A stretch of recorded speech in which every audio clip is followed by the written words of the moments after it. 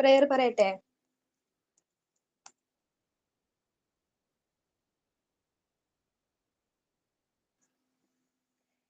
Every night and every day, every night and every day, never forget to say La ilaha illallah.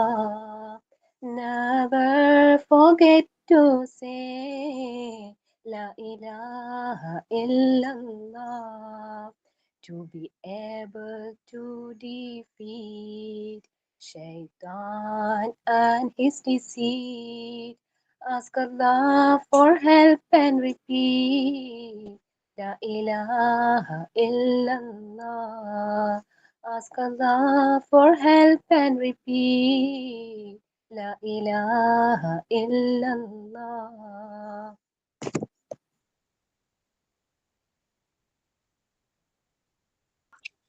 Signing. Good morning, everyone. I am Afila, and it gives me great joy to warmly welcome you all to today's class. I wish that today will be a day filled with freshness, happiness, and positive energy. To begin, let's us start with a beautiful prayer by Sajna. I extended a warm welcome to our respected teacher Jisha ma'am, who will be handling today's class. I also welcome all my enthusiastic and energetic classmates. I hope you will all remain active and participate thought out the session to make this morning even more inspiring. Our dear friends, Cincy, will now present the thought of the day. Let's us welcome her with a big round of applause. Thank you, and I wish you all the wonderful class ahead. Thank you. Good morning. I am Cincy. Thought of the day. You cannot change your future, but you can change your habits. And surely your habit will change your future. നിങ്ങളുടെ ഭാവിയെ നിങ്ങൾക്ക് മാറ്റാൻ കഴിയില്ല, പക്ഷേ നിങ്ങളുടെ ശീലങ്ങളെ മാറ്റാൻ കഴിയും. തീർച്ചയായും നിങ്ങളുടെ ശീലങ്ങൾ നിങ്ങളുടെ ഭാവിയെ മാറ്റും. Thank you.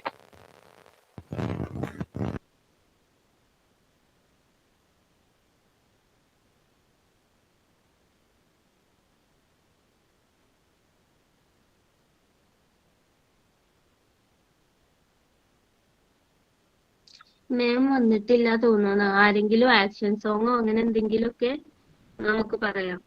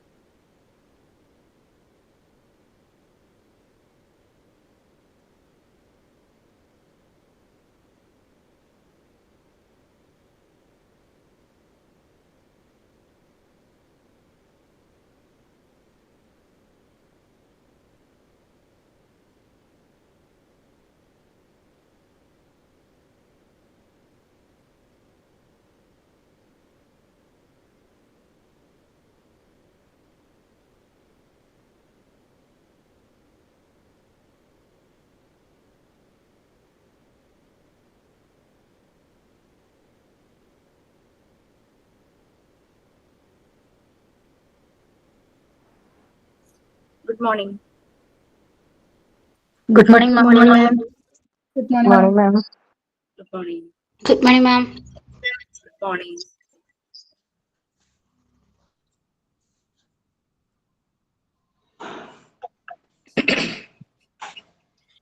Okay, please, we can start. നിങ്ങൾ prayer ഒക്കെ കഴിഞ്ഞിരുന്നോ? കഴിഞ്ഞു മാം. Okay, fine, thank you. എല്ലാം കഴിഞ്ഞല്ലോ അല്ലെ? Thought for the day, signing. എല്ലാവരിലേക്കും ഈ ഒരു ചാൻസ് പോകണം കേട്ടോ. ഒരാൾ മാത്രം എന്നല്ല, നമ്മളെല്ലാവരും 1 വീക്കോ ഒരു 3 പേര് 1 വീക്ക് അല്ലെങ്കിൽ നെക്സ്റ്റ് വീക്കിൽ അടുത്ത ആൾക്കാർ, അങ്ങനെ എല്ലാവരിലേക്കും ചാൻസ് പോകണം. 1 ഇയർ കുറച്ച് മാസങ്ങൾ കഴിഞ്ഞല്ലോ. അപ്പോൾ almost maximum use your opportunities. Opportunities are like hailstones, ആലിപ്പഴങ്ങൾ പോലെയാണ് അവസരങ്ങൾ. ഒട്ടും വേസ്റ്റ് ചെയ്യരുത്. Okay, so please.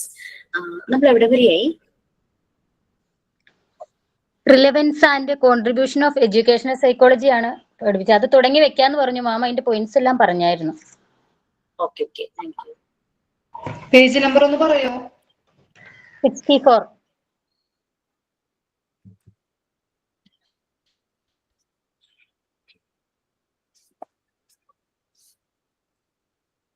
സോ നമ്മള് ഇത്രയും കാലം നമ്മൾ പഠിച്ച സമയത്താണെങ്കിലും മേ ബി ട്യൂഷൻ എടുക്കുമ്പോഴും അല്ലെങ്കിൽ എവിടെയെങ്കിലും വർക്ക് ചെയ്യുമ്പോഴും കുറച്ചൊക്കെ സബ്ജക്ട് സ്റ്റഡിങ് എന്നുള്ള ഒരു രീതിയിലേക്ക് പോയിട്ടുണ്ടാവും. ഡെഫിനറ്റ്ലി പഠിച്ച സമയത്ത് കുറെ കാലമെങ്കിലും, ചെറുപ്പത്തിലെങ്കിലും, കുറെ കഴിയുമ്പോഴാണ് നമുക്ക് ഇങ്ങനെയല്ല പഠിക്കേണ്ടത്, ഞാൻ ഇതിനെപ്പറ്റി കൂടുതലായിട്ട് അറിയണം, അങ്ങനെയൊക്കെ ഒരു തോട്ടൊക്കെ വരുമ്പോഴാണ് നമ്മൾ അതിനെപ്പറ്റി നമുക്ക് ഇൻട്രസ്റ്റ് ഉള്ള കാര്യമാകുമ്പോൾ നമ്മളത് അനലൈസ് ചെയ്ത് എല്ലാം ക്ലിയർ ആയിട്ട് മനസ്സിലാക്കിയിട്ട് നമ്മൾ അതൊരു നോളജ് ആക്കും. ആ നോളജ് മറ്റുള്ളവരിലേക്കും കൂടെ സ്പ്രെഡ് ചെയ്യുമ്പോഴാണ് എഡ്യൂക്കേഷൻ എന്നുള്ളത് കംപ്ലീറ്റ് ആകുന്നത്. അല്ലാതെ എഡ്യൂക്കേഷൻ എന്ന് പറഞ്ഞു കഴിഞ്ഞാൽ അത് കംപ്ലീറ്റ് അല്ല. അപ്പോ എന്താന്ന് വെച്ച് കഴിഞ്ഞാല് ഈ നമ്മളുടെ ഓരോരുത്തരുടെയും ഡ്യൂട്ടി എന്ന് പറഞ്ഞു കഴിഞ്ഞാല് ഈ നമുക്ക് കിട്ടുന്ന നോളജ് മറ്റുള്ളവരിലേക്ക് പകർന്നു കൊടുക്കുക. Being a teacher is very tough. ശരിയാണ്, അത് ഭയങ്കര ഈസിയാണ്. ഒരു ടീച്ചർ ആകുക എന്നുള്ളത് ഈസിയാണ് അല്ല. ഇറ്റ്സ് വെരി അല്ല മാം. 5 കുട്ടികളാണെങ്കിലും ശരി, 10 കുട്ടികളാണെങ്കിലും ശരി, 100 കുട്ടികളാണെങ്കിലും ശരി, ഒരു ടീച്ചർ ആകുക എന്നുള്ളത് ഭയങ്കര ടഫ് തന്നെയാണ്.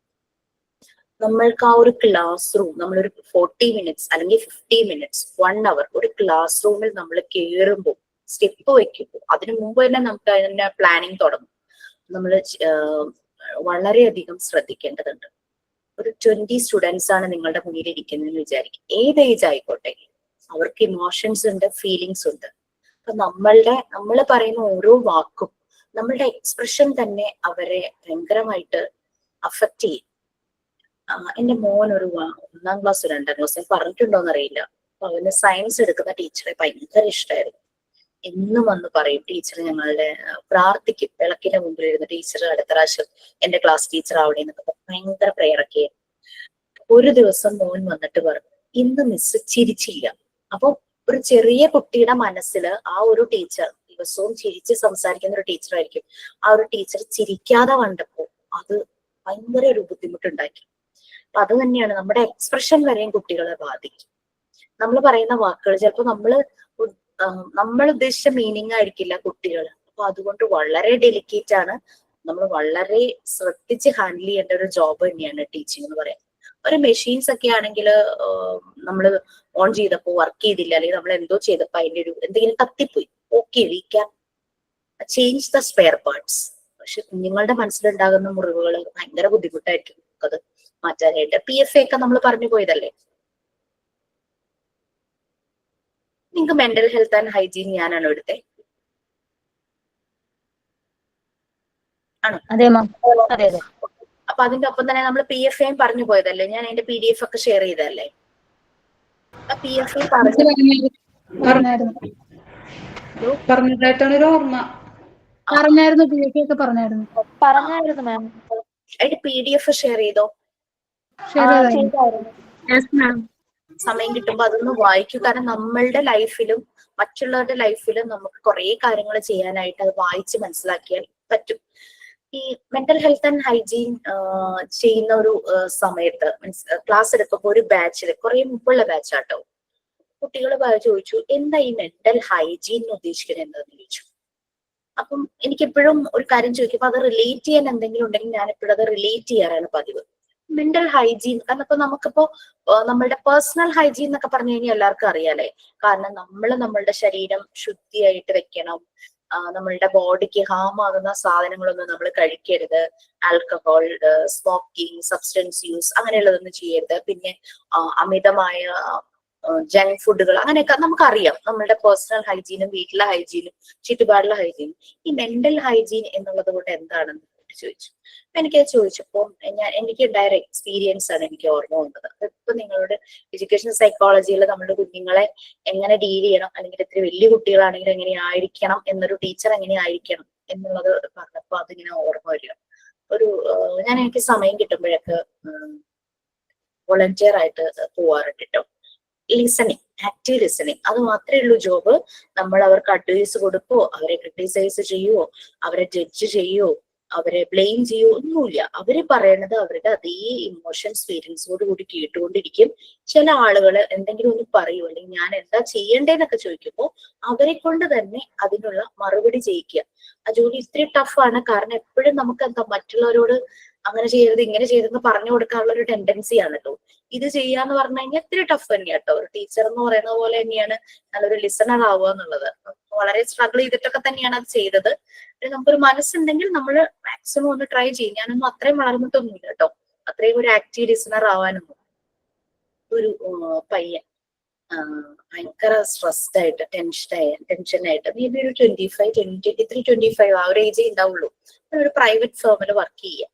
അത്ര റിച്ച് ഫാമിലിയിൽ നിന്നുമല്ല, വളരെ ഒരു മിഡിൽ ക്ലാസ്സിലും താഴെയുള്ള ഒരു ഫിനാൻഷ്യലി ഒന്നും അത്ര സെറ്റിലൊന്നും ആയിട്ടില്ല. അപ്പം പഠിക്കണം എന്ന് ആഗ്രഹമുണ്ട്. പക്ഷെ ജോബ് അത്യാവശ്യമായത് കാരണം ജസ്റ്റ് ഡിഗ്രി കഴിഞ്ഞു. അത് ഡിഗ്രി അതിന്റെ ഒപ്പം എന്തോ പാർട്ട് ടൈം ആയിട്ട് ചെയ്യും എന്തോ അങ്ങനെയാണ്. ഈ കുട്ടിക്ക് ജോലി ഇവന്റെ വീട്ടിൽ നിന്നും ഒത്തിരി ദൂരെയാണ്. അപ്പൊ ഒരിടത്ത് പേയ്മെന്റ് കൊടുത്ത് സ്റ്റേ ചെയ്യാന്ന് പറഞ്ഞു കഴിഞ്ഞാൽ അവന്റെ ഫിനാൻഷ്യൽ ഇത് മുഴുവൻ ആകെ തകിടം മറിയും. അപ്പൊ ഇവൻ ജോലി ചെയ്യുന്ന സ്ഥലത്ത് തന്നെയാണ് ഇവന്റെ വല്യമ്മ, അതായത് അമ്മയുടെ ചേച്ചി താമസിക്കുന്നത്. അവരുടെ മക്കളെല്ലാം വെൽ സെറ്റിൽഡ് ആണ്. അവർ ഗൾഫിലാണ്, മാരേജ് ഒക്കെ കഴിഞ്ഞ് ഗൾഫിലാണ്. ഇവരൊരു 50+ ഉള്ള ഒരു സ്ത്രീ. ഇവർക്ക് ഹസ്ബൻഡ് മരിച്ചുപോയി ഒരു 10 or 15 years ബാക്ക്. അപ്പൊ അങ്ങനെ വല്യമ്മയുടെ കൂടെ അവർ മാത്രമേ ഉള്ളൂ ആ വീട്ടിൽ. അപ്പൊ എല്ലാരും പറഞ്ഞു അവരവിടെ ഒറ്റയ്ക്കല്ലേ, അപ്പൊ അവർക്കും ഒരു ഹെൽപ്പ് ആകും, മക്കളും സ്ഥലത്തില്ലല്ലോ, നീ അവിടെ പോയിരുന്നു അവിടെ നിന്നാ മതി എന്നത്, പിന്നെ റെന്റും കൊടുക്കണ്ടല്ലോ എന്ന് പറഞ്ഞു. അങ്ങനെ ഈ പയ്യൻ ഇരുന്ന് കരയുക. ഇത് പറഞ്ഞുകൊണ്ട് കരയുകയാണ്.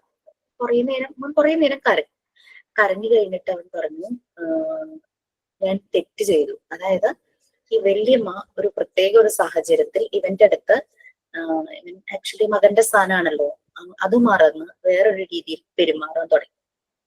അപ്പൊ ഇവനും ഇവന്റെ ഇമോഷൻസ് ഫീലിങ്സ് കൺട്രോൾ ചെയ്യാൻ പറ്റിയില്ല. ലൈക്ക് പ്രത്യേകിച്ചൊന്നും നടന്നില്ല, ബട്ട് അങ്ങനെ ഒരു രീതിയിൽ ഒരു അപ്രോച്ച് ഉണ്ടായി. ഇവനും അത് പോസിറ്റീവായിട്ട് എടുത്തു. പക്ഷെ പിന്നെ പെട്ടെന്ന് തന്നെ അവൻ അതിൽ നിന്ന് ഡീവിയേറ്റ് ചെയ്തു. അവൻ അകലം പാലിക്കാൻ തുടങ്ങി. അവരും സംഭവം ഇറ്റ്സ് നോട്ട് റൈറ്റ് എന്നുള്ള രീതിയിൽ അവരും മാറി. പക്ഷെ ഇവൻ എന്താ പ്രോബ്ലം എന്ന് പറഞ്ഞു കഴിഞ്ഞാല് 23, 25 year ഉള്ള കുട്ടിയാണ്. അതുപോലെ പല രീതിയിൽ ഉള്ള ഇമോഷൻസ് ഫീലിങ്സ് ഒക്കെ വരുമല്ലോ. അപ്പൊ അത് വരുമ്പോ ഇവന്റെ മനസ്സിലേക്ക് വരുന്ന ഒരു സ്ത്രീ രൂപം ഈ വല്യമ്മയുടെയാണ്. അതാണ് അവൻ ഇപ്പൊ ഏറ്റവും അവനെ വിഷമത്തിലാക്കുന്നത്, അവനെ വല്ലാതെ ഹോണ്ട് ചെയ്യുന്നത്. അപ്പൊ ഇങ്ങനെ ആയപ്പോ ഇവൻ പറഞ്ഞു, ഞാൻ എന്താ ചെയ്യുക, കാരണം ഞാൻ തെറ്റ് ചെയ്തു. ആക്ച്വലി തെറ്റൊന്നും സംഭവിച്ചിട്ടില്ല. ഒരു വീക്ക് മൊമെന്റില് അങ്ങനെ ഒരു അപ്രോച്ച് എന്തോ ജസ്റ്റ് അടുത്ത് വരുമോ, ഹഗ് ചെയ്യോ എന്തോ ചെയ്തു, അത്ര ഉണ്ടായിട്ടുള്ളൂ. പക്ഷെ അവനത് പിന്നെ അവന്റെ തോട്ട്സിൽ മുഴുവനും ഈ ഒരു സ്ത്രീയാണ്, വല്യമ്മയാണെന്നുള്ളത് മറന്ന് അവര് ഭയങ്കര ഇമാജിനേഷൻ ഒക്കെയാണ് ഇവൻ ഈ സ്ത്രീയെ കുറിച്ച് ഓർത്തിട്ട്. അത് പറഞ്ഞ് ഞാൻ കരയാണ്. അവൻ ചോദിക്കുന്നത്, ഞാൻ അവരെ കല്യാണം കഴിക്കട്ടെ എന്ന് ചോദിക്കുക. അപ്പൊ നമ്മുടെ ഒരു സൊസൈറ്റി ഒട്ടും ആക്സെപ്റ്റ് ചെയ്യാത്ത കാര്യമാണല്ലേ ദാറ്റ് ടൈപ്പ് ഓഫ് മാരേജ്. അത് സ്വന്തം അമ്മയുടെ സ്ഥാനത്തുള്ള ഒരു സ്ത്രീയെ മാരേജ് ചെയ്യും. അപ്പൊ അങ്ങനെ ഇവനിങ്ങനെ പറയാം. അപ്പൊ ഞാൻ ചോദിച്ചു, അപ്പൊ ഞാൻ ഇവന്റെ വീട്ടിലെ സാഹചര്യങ്ങളൊക്കെ ഒന്ന് പറയാമെന്ന് ചോദിച്ചു. വല്യമ്മയുടെ വീട്ടിലെ സാഹചര്യങ്ങൾ. അപ്പൊ അതെല്ലാം അവൻ പറഞ്ഞു. ഞാൻ പറഞ്ഞു, ഈ ഒരു കാര്യം ചെയ്യുക, വീട്ടിൽ ചെല്ലുക, അമ്മയോട് സംസാരിക്കുക. ഈ കാര്യം പറയാന്നുള്ളതല്ല, വല്യമ്മ ഇങ്ങനെ ഒറ്റയ്ക്ക് എത്ര കാലമായി ജീവിക്കുന്നു, 50 അത്രയല്ലേ ആയിട്ടുള്ളൂ, അവർക്കൊരു കൂട്ട് വേണ്ട അമ്മയെ. ഒരു മാരേജിനെ കുറിച്ച് നമുക്കൊന്ന് ആലോചിക്കാം. ഞാൻ മറ്റേ ചേട്ടന്മാരോട്, വല്യമ്മയുടെ മക്കളോട് ഞാൻ സംസാരിക്കാന്ന് ഒന്ന് പറയാൻ പറഞ്ഞു. അപ്പൊ അവൻ എന്നോട് എടുത്ത വായിക്ക് ചോദിക്കുക, ഈ പ്രായത്തിൽ എങ്ങനെയാ കല്യാണം കഴിക്കുന്നത്? ഞാൻ ചോദിച്ചു ഈ പ്രായത്തിൽ കല്യാണം കഴിച്ചാൽ എന്താ പ്രോബ്ലം എന്ന് ചോദിച്ചു. അപ്പൊ അവനും ചിന്തിക്കാൻ തുടങ്ങി. അപ്പൊ ഇവിടെ ഇവന്റെ മെന്റൽ ഹൈജീൻ ലോ ആയത് ഇവൻ ആ തോട്ട്സ് വന്നതല്ല ലോ ആയത്, ആ തോട്ട്സിൽ അവൻ സങ്കല്പിച്ച സ്ത്രീ അവന്റെ അമ്മയുടെ സ്ഥാനത്തുള്ള ഒരു സ്ത്രീയായിരുന്നു. That is mental hygiene low ആവുന്ന ഒരു കേസ് അതായിരുന്നു.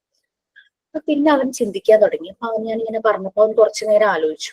അവൻ അവന്റെ വീട്ടിൽ ചെന്ന് വീട്ടുകാരെ കൺവിൻസ് ചെയ്തു. അവരുടെ മക്കളെ വിളിച്ച് പറഞ്ഞു. അപ്പൊ മക്കളും ആലോചിച്ചിട്ടുണ്ടാകാം, മക്കളും കുറച്ച് ഫോർവേഡ് ആയി. ആദ്യമൊക്കെ ചിലപ്പോ എല്ലാവർക്കും അക്സെപ്റ്റ് ചെയ്യാൻ ബുദ്ധിമുട്ടായിരുന്നിട്ടുണ്ടാവും. അവര് നല്ലൊരു തന്നെ അന്വേഷിച്ച് അവരുടെ മാരേജ് നടത്തി. അവൻ ഞാൻ പറഞ്ഞു, നീ എത്രയും പെട്ടെന്ന് അവിടുന്ന് ഒന്നുമില്ലെങ്കിൽ ജോബ് നിന്റെ വീടിനടുത്തേക്ക് ട്രൈ ചെയ്യൂ. കാരണം നമുക്ക് ഇപ്പോഴത്തെ ഒരു സിറ്റുവേഷനില് ലാഭമല്ല നോക്കേണ്ടത്, ബന്ധങ്ങളുടെ ഒരു അവിടത്തിൽ ഒരു കോൺഫ്ലിക്ട്സ് വിള്ളല് വരരുതല്ലോ. അപ്പൊ അത് ചിന്തിച്ച് നീ പ്രവർത്തിക്കണം എന്ന് പറഞ്ഞു. പിന്നെ അവൻ കുറച്ചുകൂടെ ബെറ്റർ ഓപ്ഷൻസ് ട്രൈ ചെയ്തു. പുറത്തൊരു ഫ്രണ്ടിന്റെ കൂടെ റൂം ഷെയറോ അങ്ങനെ എന്തോ ചെയ്ത് മാറാനുള്ള തീരുമാനമായി. കാശത്തിരി പോയാലും കുഴപ്പമില്ല, കാരണം അല്ലെങ്കിൽ അവന്റെ ലൈഫും പോകും, അവരുടെ ലൈഫും പോവും, രണ്ട് ഫാമിലിയിൽ പ്രശ്നങ്ങളാകും, ഒക്കെ വരുമല്ലോ. ആ ഒരു തോട്ട് അവന്റെ വന്നു. അപ്പൊ അവന് മെന്റൽ ഹൈജീൻ ലോ ആയി. ബട്ട് അതിനെ അവൻ മേക്കപ്പ് ചെയ്യാനായിട്ട് അവനായിട്ട് തന്നെ സ്റ്റെപ്സ് ഇനീഷ്യേറ്റ് എടുത്തു. അവനിപ്പോ ഭയങ്കര ഹാപ്പിയാണ്. പിന്നീട് ഒരു ദിവസം വന്നപ്പോ അവൻ പറഞ്ഞു, മാം ഇപ്പൊ ഞാൻ വളരെ റിലാക്സ്ഡ് ആണ്, എന്നിപ്പോ അത് ഹോണ്ട് ചെയ്യുന്നില്ല, ആ പ്രശ്നങ്ങൾ എന്നെ ഹോണ്ട് ചെയ്യുന്നില്ല, അവര് നല്ല ഹാപ്പി ആയിട്ട് ജീവിക്കുന്നു. അവർക്ക് വർഷങ്ങൾക്ക് മുമ്പ് ഒരു പാർട്ട്ണറെ നഷ്ടപ്പെട്ടു, അവര് വല്ലാത്തൊരു ഫ്രസ്ട്രേറ്റഡ് ലൈഫ്, മക്കള് വേറെ സ്ഥലത്ത്, ഒന്നുമില്ല അവർക്ക് ഒരു എൻഗേജ്മെന്റ് ഒന്നുമില്ല, അവർക്ക് ആരുമില്ല, സംസാരിക്കാൻ പോലും ആരുമില്ലാത്ത ഒരവസ്ഥ. അങ്ങനെ നടന്നു. സെയിം ഒരു പ്രശ്നം വേറൊരിടത്ത് നിന്ന്. ഇവിടെ അവന്റെ മെന്റൽ ഹൈജീൻ വളരെ ലോ ആയിട്ട് പോയി. പക്ഷെ അവനൊരു നല്ലൊരു ഡിസിഷൻ എടുത്ത് അത് ഓക്കെ ആക്കി, അവന്റെ മെന്റൽ ഹെൽത്ത് ഓക്കെ ആക്കി. അല്ലെങ്കിൽ അവൻ ജീവിതകാലം മുഴുവനും ഇതുപോലെ ഗിൽട്ടി ഫീലിംഗിൽ ജീവിക്കേണ്ടതിനെ. ഇതേപോലത്തെ ഒരു സമാനമായ ഒരു പ്രശ്നം വേറൊരു ഫാമിലിയിലുണ്ടായി. റിട്ടയർഡ് മിലിറ്ററി, ഭയങ്കര ചിട്ടയായ ജീവിതം എല്ലാം നയിക്കുന്ന ഒരു മനുഷ്യൻ. അദ്ദേഹത്തിന്റെ വൈഫ് മരിച്ചുപോയി. മകനുണ്ട്, ഒരു മകനേ ഉള്ളൂ. മകൻ കുറച്ച് ദൂരെയാണ് ജോലി ചെയ്യുന്നത്. മകൻ മാരീഡ് ആണ്.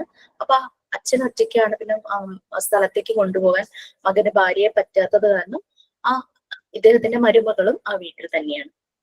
ഇപ്പൊ ഒരു സമയത്ത് ഇദ്ദേഹത്തിന് പെട്ടെന്ന് ഈ പെൺകുട്ടിയോട് വേറൊരു രീതിയിൽ വൈഫിനോട് തോന്നുന്ന അതേ ഫീലിങ്സ് തോന്നുകയാണ്. പക്ഷേ അദ്ദേഹം വളരെയധികം മനസ്സിനെ കൺട്രോൾ ചെയ്തു. അദ്ദേഹം വന്നിത് പറയുക, എനിക്ക് ഇങ്ങനൊരു ഫീല് വന്നു, എന്റെ മകൻ അറിഞ്ഞാൽ ഭയങ്കര വിഷമാവും, അതുമല്ല മരുമകൾ, എനിക്ക് മകളുടെ സ്ഥാനത്താണ്, അവൾക്കും വിഷമാവും, ഞാൻ എങ്ങനെ, അയാൾക്ക് ചെയ്തത് ആ ഒരു തോട്ട് വന്നത് ശരിയല്ല എന്ന് അയാൾക്ക് മനസ്സിലായി. ഞാൻ എങ്ങനെ ഇതിൽ നിന്ന് റിക്കവർ ആകും, ഇതായിരുന്നു അയാള്. പക്ഷെ പുള്ളിയുടെ ഭാഗത്ത് നിന്ന് ആക്ഷൻസ് ഒന്നും ഉണ്ടായില്ല. ആ ഫീല് വന്നത് പുള്ളി അങ്ങോട്ട് സപ്രസ് ചെയ്തു. പക്ഷെ എവിടെയെങ്കിലും പോയി ഒന്ന് വെന്റിലേറ്റ് ചെയ്യണം, അങ്ങനെ നമ്മളുടെ അടുത്ത് വരും. നമ്മൾ ചോദിച്ചു, നിങ്ങൾ നല്ല ആരോഗ്യമുള്ള ഒരാളാണ്, ചിട്ടയായ ജീവിതമാണല്ലോ, എന്തുകൊണ്ടൊരു മാരേജിനെ കുറിച്ച് ചിന്തിച്ചുകൂടാന്ന് ചോദിച്ചു. അപ്പോഴാണ് അയാളത് ചിന്തിക്കുന്നത്. കാരണം അങ്ങനെ ഒരിക്കൽ പോലും ആരും അയാളോട് പറഞ്ഞിട്ടില്ലല്ലോ. നിങ്ങൾ മകനോട് സംസാരിക്കും, കാരണം ഒരു കൂട്ട് വേണം, നിനക്ക് ഭാര്യയും കൊണ്ട് നിന്റെ ജോലി സ്ഥലത്തേക്ക് പോയി നിനക്ക് ഒരുമിച്ച് ജീവിക്കാനോ, എന്നെ കുറിച്ച് ഓർത്ത് ഞാൻ ഒറ്റയ്ക്കാണെന്നുള്ളത് അങ്ങനെ പറയാം എന്ന് അയാൾ പറഞ്ഞു. അങ്ങനെ അയാൾ മാരേജ് ചെയ്തു. അപ്പം ഒരു സെക്കൻഡ് മാരേജ് ചെയ്യുന്നതുകൊണ്ട് അങ്ങനെ പ്രശ്നങ്ങളൊന്നും ഇല്ലാതെ ഏത് ഏജിലാണെങ്കിലും ഒരു കൂട്ട് അത്. പക്ഷെ ഇവിടെ സംഭവിച്ചത് രണ്ടുപേരുടെയും മെന്റൽ ഹൈജീൻ താഴേക്ക് വന്നു. പക്ഷെ അവന്റെ ഒത്തിരി ലോ ആയി. പക്ഷെ ഈ ഒരു എക്സ് മിലിറ്ററി ആളുടെ ഒരു ലെവലിൽ വന്നപ്പോ പുള്ളിക്ക് ആ ഒരു ഇമോഷൻസിനെ മാനേജ് ചെയ്യാൻ പറ്റി. ആ തോട്ട് വന്ന ഗിൽറ്റി ഫീലിംഗ് ആണ് പുള്ളിക്ക് ആ ഇമോഷൻസിനെ പെട്ടെന്ന് തന്നെ മാനേജ് ചെയ്യാൻ പറ്റി. അവന്റെ ഇമോഷൻസിനെ ഫീലിങ്സിനെ അവന് മാനേജ് ചെയ്യാൻ വല്ലാതെ അവൻ സ്ട്രഗിൾ ചെയ്യേണ്ടവൻ. അപ്പൊ ഈ രണ്ട് കേസിലും ശരിയായ ഒരു ഇന്റർവെൻഷൻ നടന്നില്ലായിരുന്നെങ്കിൽ ഒരു പക്ഷേ, അല്ലെങ്കിൽ അവര് സ്വയം വരുവാണ്, എനിക്ക് ഇതിൽ നിന്ന് മാറണം, ഞാൻ എന്നെ ഒരാളുടെ സഹായം അന്വേഷിച്ച് അവര് വന്നത് തന്നെ വളരെ അപ്രീഷിയേറ്റ്. ചില ആളുകൾ അതിന് പോലും പോകില്ല. അപ്പൊ അങ്ങനെ അവരൊരു സ്റ്റെപ്പ് എടുത്തത് തന്നെ അവർക്ക് എല്ലാരെ കുറിച്ചും ഒരു കൺസേൺ ഉള്ളത് കൊണ്ടാണല്ലോ. അപ്പൊ ഇതാണിപ്പോ നമ്മൾക്ക് നമ്മുടെ മുന്നിലിരിക്കുന്ന കുഞ്ഞുങ്ങളുടെ മനസ്സിലൂടെ എന്തെല്ലാം ഇമോഷൻസ് ആണ്, ഫീലിങ്സ് ആണ് പോകുന്നത് അറിയില്ല. സോ അത് കൊണ്ടാണ് ഞാൻ നിങ്ങൾക്ക് ആ PFA അഡീഷണറി എടുത്തതും അതിന്റെയൊക്കെ ഒരു റിഫ്ലക്ഷൻസ് നമുക്ക് എഡ്യൂക്കേഷണൽ സൈക്കോളജിയിൽ വരും. കാരണം കുഞ്ഞുങ്ങൾ ഭയങ്കരമായിട്ട് സ്ട്രഗിൾ ചെയ്യുന്നുണ്ടാവും, ചില സമയത്ത് നമ്മൾ അറിയുന്നുണ്ടാവില്ല. അങ്ങനെ നമ്മൾ തരുന്ന ഓരോ ആക്ടിവിറ്റീസും അസൈൻമെന്റും നിങ്ങളെ കൊണ്ട് ചിന്തിപ്പിക്കാനും മറ്റുള്ളവർക്ക് ഒരു അവയർനെസ്സും തരാനാട്ടോ, മാർക്ക് മാത്രം ഉദ്ദേശിച്ച് തരുന്നതല്ല. സോ അത് ഒന്ന് ഓർക്കുക. അപ്പൊ ഇത് ചെയ്യുമ്പോ ഇപ്പൊ ഞാൻ എത്ര അസൈൻമെന്റ് തന്നു എന്നോടൊക്കെ പറയാമോ? ഏതൊക്കെയാന്ന് പറയണേ. 2 അസൈൻമെന്റ്. ഏതൊക്കെയാ? 10 പേര് കണ്ടിട്ട് ഹെൽത്ത് എന്താണെന്നും ഹെൽത്തി ആകാനിരിക്കാനായിട്ടുള്ള മാർഗങ്ങൾ എന്തൊക്കെയാണെന്നുള്ളത് ചോദിച്ചിട്ട് അതിന്റെ ഒരു ബ്രീഫ് എഴുതാനായിട്ട് നമ്മുടെ കൺസേൺ എന്താണോ അത് എഴുതാൻ. പിന്നെ മിസ് തന്നത് physical health, physical fitness, wellness, അതിന്റെ പിക്ചേഴ്സ് കളക്ട് ചെയ്തിട്ട് ഒട്ടിക്കാൻ. ഫസ്റ്റ് പറഞ്ഞതിന്റെ കൂടെ ഒരു രണ്ടാമതൊരു ക്വസ്റ്റ്യനും കൂടെ പറഞ്ഞിരുന്നോ? ഫസ്റ്റ് പറഞ്ഞതിലൂടെ ഹെൽത്ത് എന്താണെന്നും ഹെൽത്തി ആയിട്ടിരിക്കാനുള്ള എന്തൊക്കെ സ്റ്റെപ്സ് ആണ് ഫോളോ ചെയ്യുന്നത്. അപ്പോ ഞാൻ പറഞ്ഞിരുന്നു 10 പേരെന്നാ പറഞ്ഞത്. പക്ഷെ നിങ്ങൾക്ക് എത്ര പേര് വേണമെങ്കിലും കാണാം കേട്ടോ. അതിൽ കൂടുതലായാലും പ്രശ്നമൊന്നുമില്ല. സർവേ പോലെയാണ് നമ്മൾ അത് ചെയ്യുന്നത്. ഏജ് ഡിഫറെന്റ്, പല സോഷ്യൽ ലെവൽസിൽ ജീവിക്കുന്നവര് അല്ലെ, വിവിധ സോഷ്യൽ ലെവൽസിൽ ജീവിക്കുന്ന ആൾക്കാരാണെങ്കിൽ നല്ലതായിരിക്കും. കാരണം ലൈഫ് സ്റ്റൈല് ഡിഫറെന്റ് ആയിരിക്കും. പിന്നെ അതുമല്ല, ഈ ചോദ്യം നമ്മൾ ചോദിക്കുമ്പോൾ ഒരു പക്ഷേ ഹെൽത്തിനെ കുറിച്ച് അത്രയ്ക്കൊന്നും ബോധർ ചെയ്യാതെ കയ്യിൽ കിട്ടുന്നതൊക്കെ കഴിക്കുക, തോന്നുന്ന സമയത്ത് കഴിക്കുക, അങ്ങനെയൊക്കെ ഉള്ളവര് ചിലപ്പോൾ അവരൊന്നും ചിന്തിക്കില്ലേ. 5 പേരിൽ ഒരാളെങ്കിലും ചിന്തിക്കില്ലേ ഈ ചോദ്യം കേൾക്കുമ്പോൾ ഞാൻ എന്താ ശരിക്കും ഹെൽത്തി ആയിരിക്കാൻ ചെയ്യുന്നത്? ഞാൻ ഒന്നും ചെയ്യുന്നില്ലല്ലോ, സോ എനിക്ക് ചെയ്ത് നോക്കാം. അപ്പൊ അതാണ്. അപ്പൊ നമ്മളെ കൊണ്ട് ചെയ്യാൻ പറ്റുന്ന സോഷ്യൽ സർവീസ് പോലെ തന്നെ നമ്മൾ അങ്ങനെ ചെയ്യും. അപ്പൊ ഞാൻ ഹെൽത്ത് എന്താന്ന് അവരോട് ചോദിക്കണം, ഹെൽത്തി ആയിരിക്കാൻ എന്താന്ന് ചോദിക്കണം. പിന്നെ പിക്ചേഴ്സ് കളക്ട് ചെയ്യാൻ പറഞ്ഞു അല്ലെ. ഇനി ഹെൽത്ത് റിലേറ്റഡ് ഫ്രേസസ് നമ്മളൊന്ന് നോട്ട് ചെയ്ത് വെച്ചോ, ഞാൻ ക്ലാസ് റൂമിൽ ഇട്ടേക്കാട്ടോ. ഹെൽത്ത് റിലേറ്റഡ് ഫ്രേസസ് കളക്ട് ചെയ്യുക. അത് പറഞ്ഞില്ലല്ലോ. എന്തൊക്കെയാ കേട്ടിട്ടുണ്ടോ ഹെൽത്ത് റിലേറ്റഡ് ഫ്രേസസ്? നമ്മുടെ ചാപ്റ്ററിൽ നമ്മൾ ഒരെണ്ണം പറഞ്ഞുപോയി. ഇത് അരിസ്റ്റോട്ടിൽ പറഞ്ഞത് sound mind in A sound body. Healthy mind in A healthy body അല്ലെ. പിന്നെ if wealth is lost, nothing is lost. If health is lost, something is lost. If character is lost, everything is lost. അത് കേട്ടിട്ടില്ലേ? Yes ma'am. മാം ഇത് എത്രണ്ണം എഴുതാം?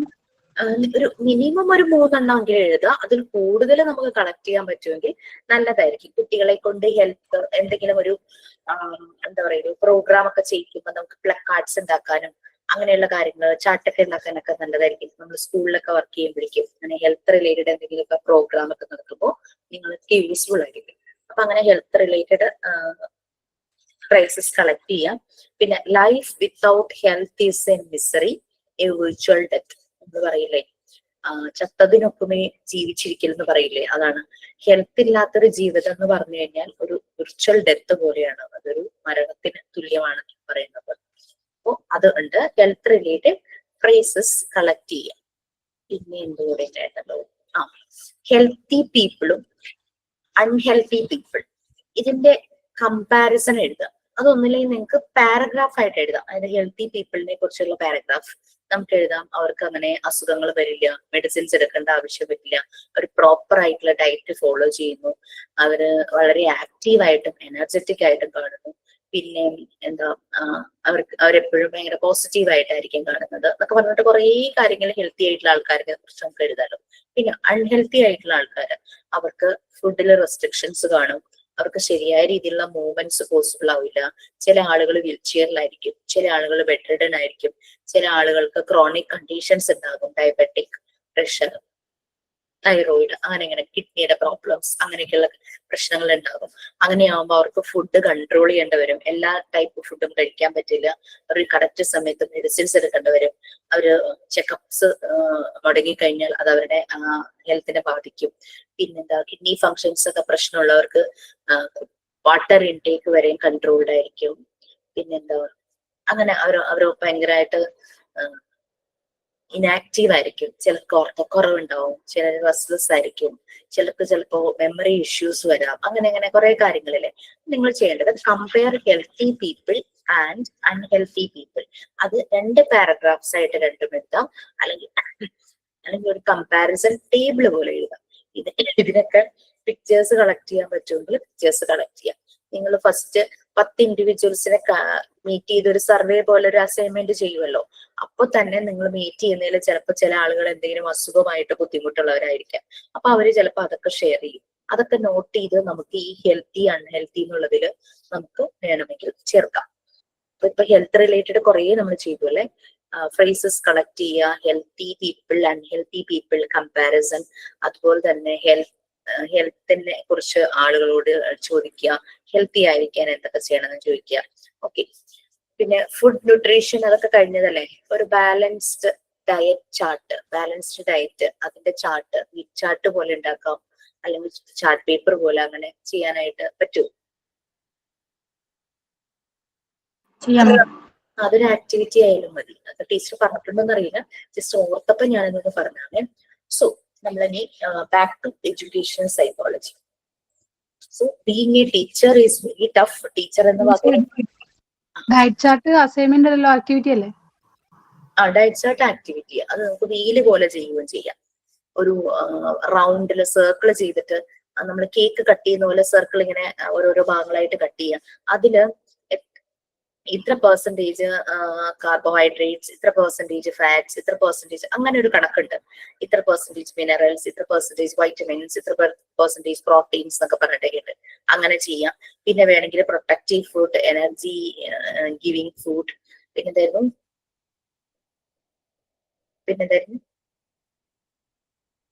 ഫുഡിന്റെ പല body building food അങ്ങനെ divide ചെയ്തിട്ടുണ്ടല്ലോ.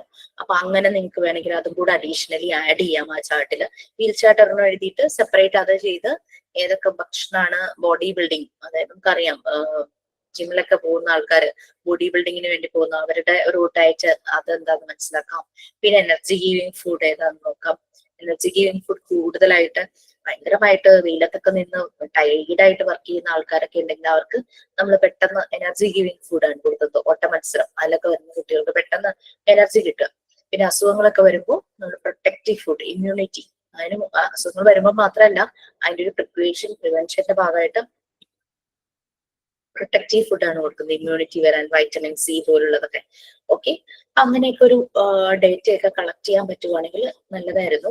നമുക്ക് കോപ്പി പേസ്റ്റിനേക്കാളും എപ്പോഴും നമ്മളത് വായിച്ചു മനസ്സിലാക്കി നമ്മളുടെ ഒരു രീതിയിൽ, നമുക്ക് മനസ്സിലാവുന്ന രീതിയിൽ മറ്റുള്ളവർക്ക് പറഞ്ഞു കൊടുക്കാൻ പറ്റുന്ന രീതിയിൽ ഒന്ന് മാറ്റി എഴുതുവാണെങ്കിൽ, അസൈൻമെന്റ് എഴുതുന്നപ്പോ ഒന്ന് മാറ്റി പിടിച്ചാൽ നന്നായി. അപ്പൊ 2 അസൈൻമെന്റ് ആണോ ഉള്ളത്? 2 അസൈൻമെന്റും ഒരു ആക്ടിവിറ്റിയും? അതെ.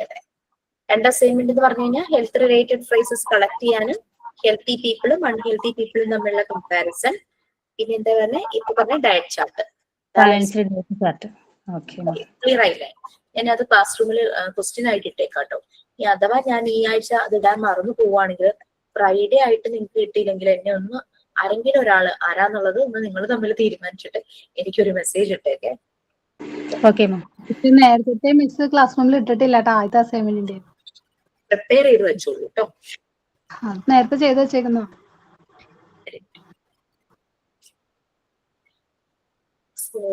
എഡ്യൂക്കേഷണൽ സൈക്കോളജി കാണുന്നില്ല.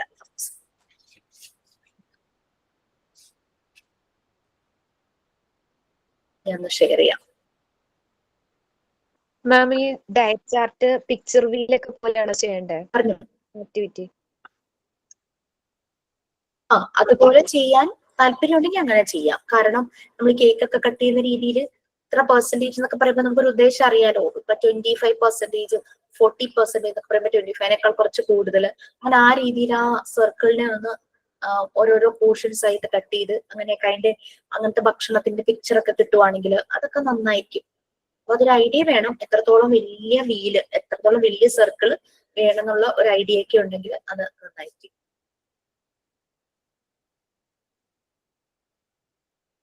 ക്ലാസ്സിൽ പ്രസന്റ് ചെയ്യാൻ ഇഷ്ടമുള്ളവർക്ക് ക്ലാസ്സിൽ പ്രസന്റ് ചെയ്യാം.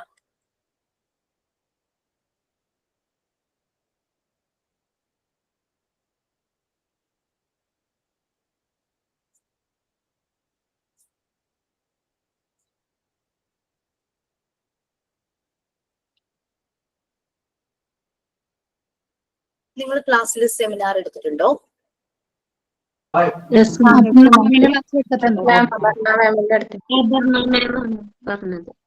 ഏതായിരുന്നു ടോപ്പിക്? CPR-ന്റെ ഉണ്ടായിരുന്നു. ഓരോരുത്തർക്കും ഓരോ ഇതായിട്ടാണ് തന്നത്. ഭോപ്പാൽ ദുരന്തം ഉണ്ടായിരുന്നു മാം. ഇനി കുറച്ചേരും കൂടി ഉണ്ടെന്ന് തോന്നുന്നു സെമിനാർ ചെയ്യാൻ. എങ്ങനെയാണെന്ന് എനിക്കറിയില്ല. Okay, learning disability. ഓക്കെ, കുഴപ്പമില്ല. അപ്പൊ നിങ്ങൾ ഗ്രൂപ്പിൽ ഒന്ന് ചോദിക്കും. ചെയ്യാൻ താല്പര്യമുള്ളവര്, അതായത് ഓഡിയോ വീഡിയോ ഓൺ ചെയ്യാൻ പ്രോബ്ലം ഇല്ലാതെ ലൈവിന് വരുന്നവരുണ്ടെങ്കിൽ താല്പര്യം ഉണ്ടെങ്കിൽ നോക്കിയിട്ട് ടോപ്പിക് ഇതാണ്. നമ്മളിപ്പോ ക്ലാസ് തുടങ്ങിയത് തന്നെ being a teacher is not that much easy എന്ന് തുടങ്ങി. നമ്മുടെ വേൾഡ് ഫേമസ് ആയിട്ടുള്ള കുറേ ടീച്ചേഴ്സ് ഉണ്ടല്ലേ, അവരുടെ സ്ട്രഗിൾ, അവരുടെ ഒരു കോൺട്രിബ്യൂഷൻ, അവരുടെ ഒരു റെസ്പോൺസിബിലിറ്റി, അവരുടെ കമ്മിറ്റ്മെന്റ്, ഡെഡിക്കേഷൻ, അതുകൊണ്ടാണ് അവർ അത്രയും എമിനന്റ് പേഴ്സൺസ് ആയിട്ട് വേൾഡ് ഫേമസ് ടീച്ചേഴ്സ് ആയിട്ട് അറിയപ്പെടുന്നത്. നിങ്ങൾക്ക് അങ്ങനെയുള്ള വേൾഡ് ഫേമസ് ടീച്ചേഴ്സിനെ സെലക്ട് ചെയ്യാം. നമുക്ക് ലാസ്റ്റ് മൊഡ്യൂൾ 1 തീരാറാകുമ്പോൾ ഒരു അസൈൻമെന്റ് ഞാൻ തരും. അതിലൊരു ക്വസ്റ്റ്യൻ ആണ് അത്. എന്നാൽ നമ്മൾ ക്ലാസ്സിൽ സെമിനാർ ആയിട്ട് എടുക്കുമ്പോൾ കുറെ ടീച്ചേഴ്സിന്റെ കാര്യങ്ങൾ മനസ്സിലാവും. നമുക്ക് ഫോളോ ചെയ്യാൻ പറ്റുന്ന രീതിയിലുള്ള അവരുടെ പ്രവൃത്തികൾ നമുക്ക് മനസ്സിലാവും. അപ്പൊ ടോപ്പിക് ഇതാണ്, വേൾഡ് ഫേമസ് ടീച്ചേഴ്സിനെ കുറിച്ചുള്ള ഒരു സെമിനാർ കണ്ടക്ട് ചെയ്യും.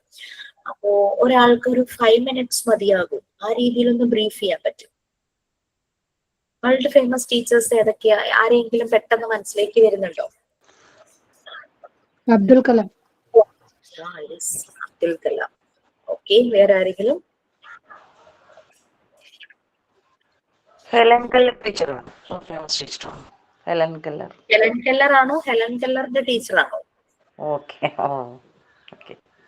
ആരായിരിക്കും? ഞാൻ കേട്ടില്ല. ഹെലൻ കെല്ലറിനാണോ? കെല്ലറിന്റെ ടീച്ചർ ആയിരിക്കുള്ളൂ മാം. ഹെലൻ കെല്ലറുടെ ടീച്ചർ ഞാൻ എപ്പോഴും ഓർക്കുന്ന ഒരു ടീച്ചർ അത് തന്നെയാട്ടോ ഹെലൻ. ഈവൻ മറിയ മോണ്ടിസോറിക്ക് മുമ്പ് എന്റെ മനസ്സിലേക്ക് വരുന്നത് ഹെലൻ കെല്ലറുടെ ടീച്ചറാണ്, ആനി സല്ലവൻ. എന്തുകൊണ്ടാണ് അവർ ഇത്ര ഇമ്പോർട്ടന്റ് ആയിട്ട് പറയാൻ കാരണം അറിയും? കാരണം ഡഫ് ആൻഡ് ഡംബ് ആയിരുന്നു ഹെലൻ കെല്ലർ. ഒത്തിരി സ്ട്രഗിൾ ചെയ്തിട്ടാണ് പഠിപ്പിച്ചെടുത്തത്. ഹെലൻ ഒരു 16 months ആണോ 19 months ആണോ എന്ന് എനിക്ക് ഓർമ്മയില്ല. ഹെലൻ ഒരു നോർമൽ കുട്ടി തന്നെയായിരുന്നു. ചെവിയും കേൾക്കാം, കണ്ണും കാണാം, സംസാരിക്കുകയും ചെയ്യുന്ന ആക്റ്റീവ് ആയിട്ടൊരു കുട്ടിയായിരുന്നു. പക്ഷേ ബൈ ബർത്ത് അല്ല ഹെലൻ ഈ ഒരു ഡിസബിലിറ്റി വന്നത്. ഹെലൻ ഒരു 16 month or 19 month, I don't remember, ആ ഒരു ടൈമിൽ, അതായത് ചെറിയ പ്രായത്തിലോ 2 വയസ്സിന് ശേഷമാണെന്നോ ഞാൻ അങ്ങനെ കേട്ടത്. ഓക്കെ, ആ ഒരു സമയത്ത് പെട്ടെന്നൊരു, അതായത് ഒരു പനി വന്നു, മസ്തിഷ്ക പനി, മെനിഞ്ചൈറ്റിസ് പോലുള്ള ഒരു പനി വന്നു. ഈ പനി വന്നാണ് ഹെലൻ ഡഫ് ആൻഡ് ഡംബായി മാറുന്നത്. ചെവിയും കേൾക്കാതായി, കണ്ണും കാണാനുണ്ടായി. ഡഫ് അല്ല, ബ്ലൈൻഡ് അല്ലേ, ബ്ലൈൻഡ് ആൻഡ് ഡഫ്, ഡംബല്ല, ബ്ലൈൻഡ് ആൻഡ് ഡഫ്. കണ്ണും കാണില്ല, ചെവിയും കേൾക്കാതായി. അപ്പൊ ഒന്ന് ആലോചിച്ച് നോക്കൂ, ജനിച്ചപ്പോ തന്നെ ഇതെല്ലാം കിട്ടിയ ഒരാൾക്ക് പെട്ടെന്ന് ഇത് നഷ്ടപ്പെടുമ്പോ ഭയങ്കര ഫ്രസ്ട്രേറ്റഡ് ആയിരിക്കും അല്ലെ? അപ്പൊ ഹെലൻ ഭയങ്കര ഫ്രസ്ട്രേറ്റഡ് ആയിരുന്നു. Yes, Maria Montessori, definitely. ഞാൻ ഓർത്തു ആരും എന്താ അത് പറയാത്തെ. Very good Rachel. അപ്പൊ അങ്ങനെ ഹെലൻ അങ്ങനെ ബുദ്ധിമുട്ടി. ഹെലന്റെ പാരന്റ്സിനും എന്ത് ചെയ്യണം എന്ന് അറിയില്ല. അങ്ങനെ ഇവര് ഒരു ബ്ലൈൻഡ് സ്കൂളുണ്ട്, പെർക്കിൻസൺസ് ബ്ലൈൻഡ് സ്കൂളില് ചെന്നപ്പോ കാണുന്ന ഒരു വ്യക്തിയാണ് ആനി സല്ലവൻ. ആനി സല്ലവൻ ഒരു 20 years ആയ സമയത്ത് ഒരു ബാക്ടീരിയ, ഒരു വൈറൽ ഇൻഫെക്ഷൻ, എന്തോ ഒരു ഇൻഫെക്ഷൻ വന്ന് ആനി സല്ലവനും കാഴ്ച നഷ്ടപ്പെട്ടു. അതറിയാമോ? അറിയില്ല, അത് കൂടുതലായിട്ട് അറിയില്ല.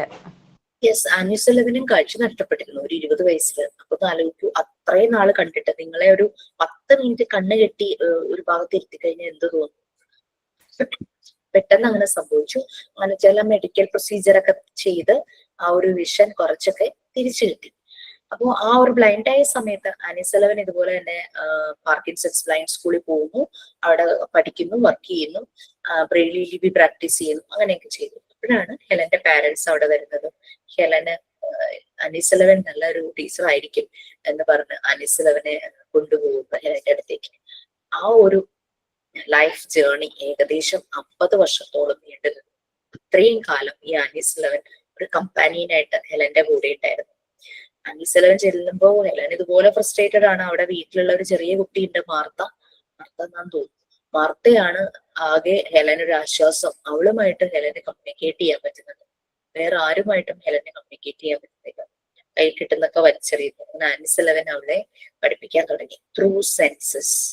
വാട്ടർ എന്നുള്ളത് വെള്ളം ഇങ്ങനെ കയ്യിലൂടെ ഒഴിച്ച് കയ്യിൽ ഇങ്ങനെ എഴുതി, WATR എഴുതി. അങ്ങനെയൊക്കെയാണ് സെൻസസ് യൂസ് ചെയ്തിട്ടാണ് ഹെലൻ പഠിക്കുന്നത്. അപ്പൊ ഓർക്കും, ഹെലന് 2 സെൻസ് നഷ്ടപ്പെട്ടു കഴിഞ്ഞു. വിഷ്വൽ സെൻസ് ഇല്ല, ഓഡിറ്ററി സെൻസ് ഇല്ല. ഹെലൻ ടാക്ടൈൽ സെൻസ് യൂസ് ചെയ്തിട്ടാണ് ഹെലൻ പിന്നെ പഠിക്കുന്നത്. ആ ഹെലൻ പിൽക്കാലത്ത് വളരെയധികം പ്രഭാഷണങ്ങൾ, ഒരു ഒറേറ്റർ ആയി മാറി. ലേബേഴ്സിന് വേണ്ടി വർക്ക് ചെയ്യാൻ തുടങ്ങി. അവരുടെ റൈറ്റ്സ്, അവരുടെ ആവശ്യങ്ങൾക്ക് വേണ്ടിയിട്ട് ഹെലൻ സംസാരിക്കാൻ തുടങ്ങി. വേൾഡിലെ പലയിടത്തും ഹെലൻ ട്രാവൽ ചെയ്തു. ഹെലൻ അങ്ങനെ ആകാൻ ഡെഫിനറ്റ്ലി കാരണം ഒരു ടീച്ചർ തന്നെയാണ് ആനീസ് സെലവൻ. ആനീസ് സെലവൻ ഹെലന്റെ ലൈഫിലേക്ക് ചെന്നിട്ടായിരുന്നെങ്കിൽ ഒരുപക്ഷെ നമ്മൾ ഇന്ന് അറിയപ്പെടുന്ന ഹെലൻ ആയിരിക്കില്ല ഈ ലോകത്ത് ജീവിതം തീർന്നു പോകുന്നത്.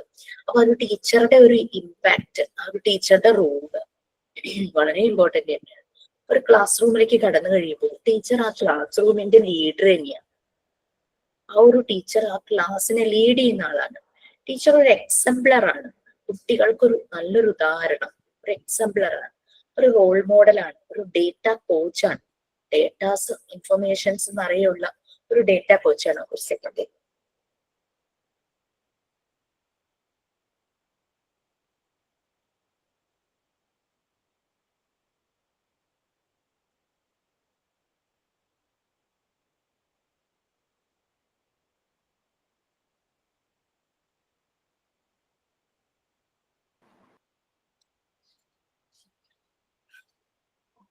പിന്നെ ടീച്ചർ മുന്നിലിരിക്കുന്ന കുട്ടികളെ മനസ്സിലാക്കണം. ലൈക്ക് ഇതൊരു വെർച്വൽ പ്ലാറ്റ്ഫോം ആണ്. എനിക്ക് പലപ്പോഴും ചിലരുടെ ശബ്ദങ്ങളെ അറിയുള്ളൂ. എന്നെ ഒത്തിരി സപ്പോർട്ട് ചെയ്യുന്ന കുറെ വോയിസസ് ആണ് ഞാൻ ഇവിടുന്ന് കേൾക്കുന്നത്. ഞാൻ ലാസ്റ്റ് ക്ലാസ്സിൽ എന്തെടുത്തു എന്ന് വരെ ഒരു ഐഡിയ ഇല്ലാണ്ടായിരിക്കും ചിലപ്പോൾ ക്ലാസ്സിലേക്ക് വരുന്നത്. അപ്പൊ അങ്ങനെ വേറൊന്നുകൊണ്ടല്ല, മെമ്മറി ഇഷ്യൂസ് ഉണ്ടാകാം. പിന്നെ കുറേ ബാച്ച് ഉള്ളപ്പോ ഏത് ബാച്ചിനാണ് അത്, ചില പേരുകൾ കാണുമ്പോഴാണ് ഏത് ബാച്ചാണല്ലോ എന്ന് ഓർക്കുന്നത്. എന്നും ടൈം ടേബിൾ നോക്കിയിട്ടാണ് ക്ലാസ് കയറുന്നത്, അല്ലെങ്കിൽ ഞാൻ തെറ്റിപ്പോകും ക്ലാസ്. അപ്പൊ അങ്ങനെ അപ്പൊ എന്റെ ഒരു കുറവ് മനസ്സിലാക്കി സപ്പോർട്ട് ചെയ്യും. അതുപോലെ അപ്പൊ ഒരു ക്ലാസ് റൂം എന്ന് പറയുമ്പോൾ ഒരു ടീം ആയിരിക്കും, ഒരു വി ഫീൽ, ഒരു വൺനെസ് അല്ലെ, ഒരു എല്ലാവരും ഒരു യൂണിറ്റി, ഒരു വി ഫീൽ നമുക്ക് ഫീൽ ചെയ്യും. ഐ ഫീലിനേക്കാളും ഒരു വി ഫീലാണ് ശരിക്കും ഒരു ക്ലാസ് റൂമിൽ നമുക്ക് ഫീൽ ചെയ്യേണ്ടത്. അപ്പൊ ആ രീതിയിൽ ഒരു എക്സാമ്പിളർ അല്ലെങ്കിൽ ഒരു റോൾ മോഡൽ ആയിരിക്കും. അപ്പൊ ടീച്ചർ എന്താ ഒബ്സർവ് ചെയ്യുമ്പോൾ മനസ്സിലാവും കുറെ കുട്ടികൾക്ക് ഓരോരുത്തർക്കും ഓരോ പൊട്ടൻഷ്യൽ ആയിരിക്കും അല്ലെ, ഓരോ കഴിവായിരിക്കും. ചിലർക്ക് ലീഡ് ചെയ്യാനുള്ള നല്ല കഴിവായിരിക്കും, ചിലർക്ക് കോർഡിനേറ്റ് ചെയ്യാൻ പറ്റും, ഗ്രൂപ്പിനെ എങ്ങനെ കോർഡിനേറ്റ് ചെയ്ത് കൊണ്ടുപോകാനായിട്ട് പറ്റുന്നുള്ളതായിരിക്കും. ചിലർ നല്ല ലാംഗ്വേജ് പ്രൊഫഷൻസി ആയിരിക്കും, ചിലർക്ക് ഭയങ്കര ഐഡിയ ആയിരിക്കും, ആർട്ട് ക്രാഫ്റ്റ് വർക്കുകളാണെങ്കിൽ. ചിലർക്ക് സബ്ജക്റ്റിനെ കുറിച്ച് കൂടുതൽ അറിയാൻ പറ്റുമായിരിക്കും. അപ്പോൾ നമ്മൾക്ക് എന്താണോ പൊട്ടൻഷ്യൽ ഉള്ളത് അത് ഈ ഒരു വി എന്നുള്ള ടീമിലേക്ക് നമ്മൾ കൊടുക്കുമ്പോഴാണ് ആ ഒരു വി ഫീൽ നമുക്ക് വരുന്നത്. ആ രീതിയിൽ പോകണം ക്ലാസ്. പല പല ബാച്ചുകളും ഒരു കോൺവെക്കേഷന് മുമ്പ് നമുക്ക് പ്രാക്ടിക്കൽ സെഷൻ ഉണ്ട്. നമ്മുടെ ഇൻസ്റ്റിറ്റ്യൂട്ടിൽ നേരിട്ട് വന്ന് നിങ്ങൾ പ്രാക്ടിക്കൽസ് ചെയ്യും. നമുക്ക് അറിയാം, മോണ്ടിസോറി ഡിസൈൻ ചെയ്ത മെയിൻ മെറ്റീരിയൽസ് എല്ലാം തന്നെ നമ്മൾ ഇൻസ്റ്റിറ്റ്യൂട്ടിൽ വാങ്ങിച്ചിട്ടുണ്ട്. അപ്പൊ ഇത് വെച്ചിട്ട് ഇൻസ്റ്റിറ്റ്യൂട്ടിൽ നേരിട്ട് വന്ന് ചെയ്യും. ടെൻഷൻ വേണ്ട, നേരിട്ട് വരാൻ പറ്റാത്തവരുണ്ടല്ലോ, അവരെന്ത് ചെയ്യുന്നുള്ള ഒരു പേടി, ആ ഒരു ടെൻഷൻ വേണ്ട. സമയമുണ്ട്. ഇനി അവർ ഓൺലൈനായിട്ട് നമ്മൾ ഡെമോ കാണിക്കും. എല്ലാ മെറ്റീരിയൽസും എങ്ങനെയാണ് ചെയ്യുന്നത് എന്നുള്ള ഒരു ഫെമിലറൈസേഷനും ഡെമോയും ഉണ്ടായിരിക്കും. അതിനുശേഷമാണ് നമ്മൾ നേരിട്ട് ഗ്രൗണ്ട് ലെവലില് ക്ലാസ് വെക്കുന്നത്. അപ്പോൾ അത്രയും നാള് കേട്ട് പരിചയിച്ച കുട്ടികള് വന്നു കഴിയുമ്പോൾ അവർക്ക് നേരിട്ട് കാണുമ്പോൾ അവരുടെ സന്തോഷം, അവര് തമ്മിൽ നേരിട്ട് കാണുമ്പോൾ കേട്ടോ, അവരുടെ സന്തോഷം കാണുമ്പോൾ നമുക്കൊരു ഭയങ്കര ഒരു ഹാപ്പിനെസ്. കാരണം ബന്ധങ്ങൾ അങ്ങനെയും വരാം. ഒരു വിർച്വൽ പ്ലാറ്റ്ഫോമിലൂടെയുള്ള ബന്ധങ്ങൾക്ക് ഇത്രയും ഒരു ബോണ്ടിങ്.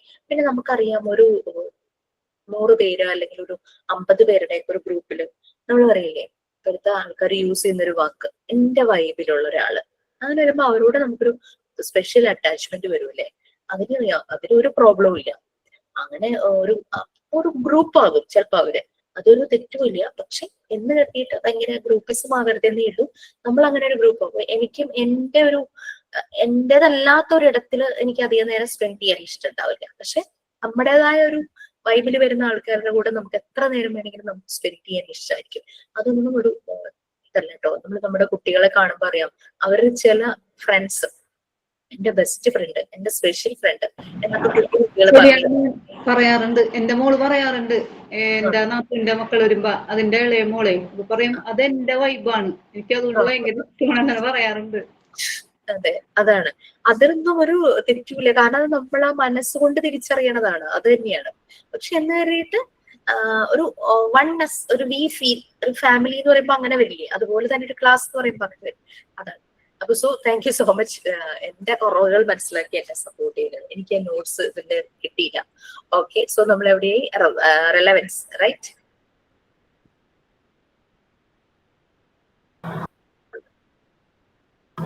Yes, ma'am.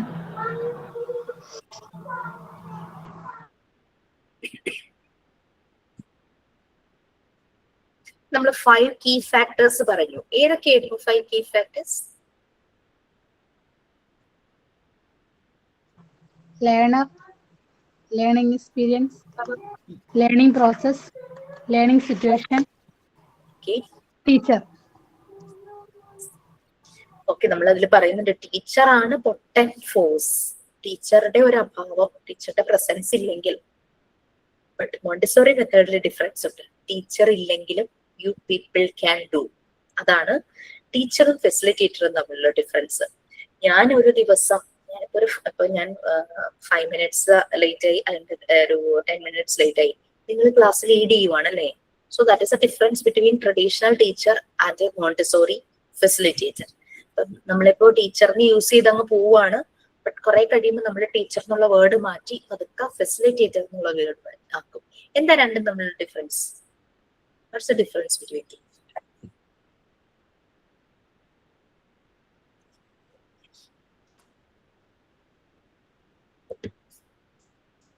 പിന്നെ ജനറലൈസ് ചെയ്ത് പറയാനും പറ്റില്ല കേട്ടോ. ഇപ്പൊ കുറേ ടീച്ചർമാരുണ്ട്, സാധാരണ ടീച്ചർമാരെ പോലെ അല്ലാതെ കുട്ടികളെ നല്ലപോലെ മനസ്സറിഞ്ഞ് അവരുടെ കൂടെ അവർക്ക് എല്ലാം പ്രൊവൈഡ് ചെയ്യുന്ന, എല്ലാ രീതിയിലും ഗൈഡ് ചെയ്യുന്നു, സപ്പോർട്ട് ചെയ്യുന്നു, ഒരു മെന്ററായിട്ട് നിൽക്കുന്നു.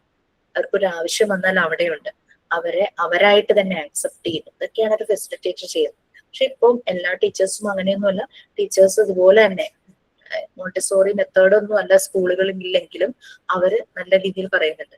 പലപ്പോഴും ഞാനിപ്പോ ഒരു സെമിനാർ ടോപ്പിക് പറഞ്ഞില്ലേ, വേൾഡ് ഫേമസ് ടീച്ചേഴ്സിനെ കുറിച്ച് പറയാൻ, ഒരു പ്രസന്റ് ചെയ്യാനായിട്ട് ഇഷ്ടമുള്ള ടീച്ചേഴ്സ് തമ്മിൽ ഡിസ്കസ് ചെയ്തിട്ട് എത്ര പേരാണ് ചെയ്യുന്നത്, അപ്പൊ അത്രയും ടീച്ചർമാരെയോ അല്ലെങ്കിൽ ഒരു ടീച്ചറെ കുറിച്ച് 2 പേർക്ക് ടീമായിട്ട് ചെയ്യണോ, അങ്ങനെയും ചെയ്യാം. That's up to you, no problem. അപ്പൊ അങ്ങനെ പറഞ്ഞതിന്റെ ഒപ്പം തന്നെ അതൊരു അസൈൻമെന്റിന്റെ ക്വസ്റ്റ്യൻ ആണ് കേട്ടോ. അപ്പൊ അസൈൻമെന്റ് ആവുമ്പോൾ നിങ്ങൾക്ക് എളുപ്പമായിരിക്കും. വേറൊരു ക്വസ്റ്റ്യനും കൂടെ അതിന്റെ കൂടെ ഉണ്ട്. നമുക്ക് പേഴ്സണലി അറിയാവുന്ന വളരെയധികം നമ്മളിനെ ഓർക്കുമ്പോൾ, സ്കൂളിലൊക്കെ പഠിക്കുന്ന ഓർക്കുമ്പോൾ നിങ്ങൾക്ക് വളരെ ഇഷ്ടപ്പെട്ട, വളരെയധികം അറ്റാച്ച്മെന്റ് തോന്നിയ, മറക്കാൻ പറ്റാത്ത ഒരു ടീച്ചറെ പറ്റി എഴുതാമോ? ഒന്നല്ല 3 പറഞ്ഞിരിക്കുന്നത്.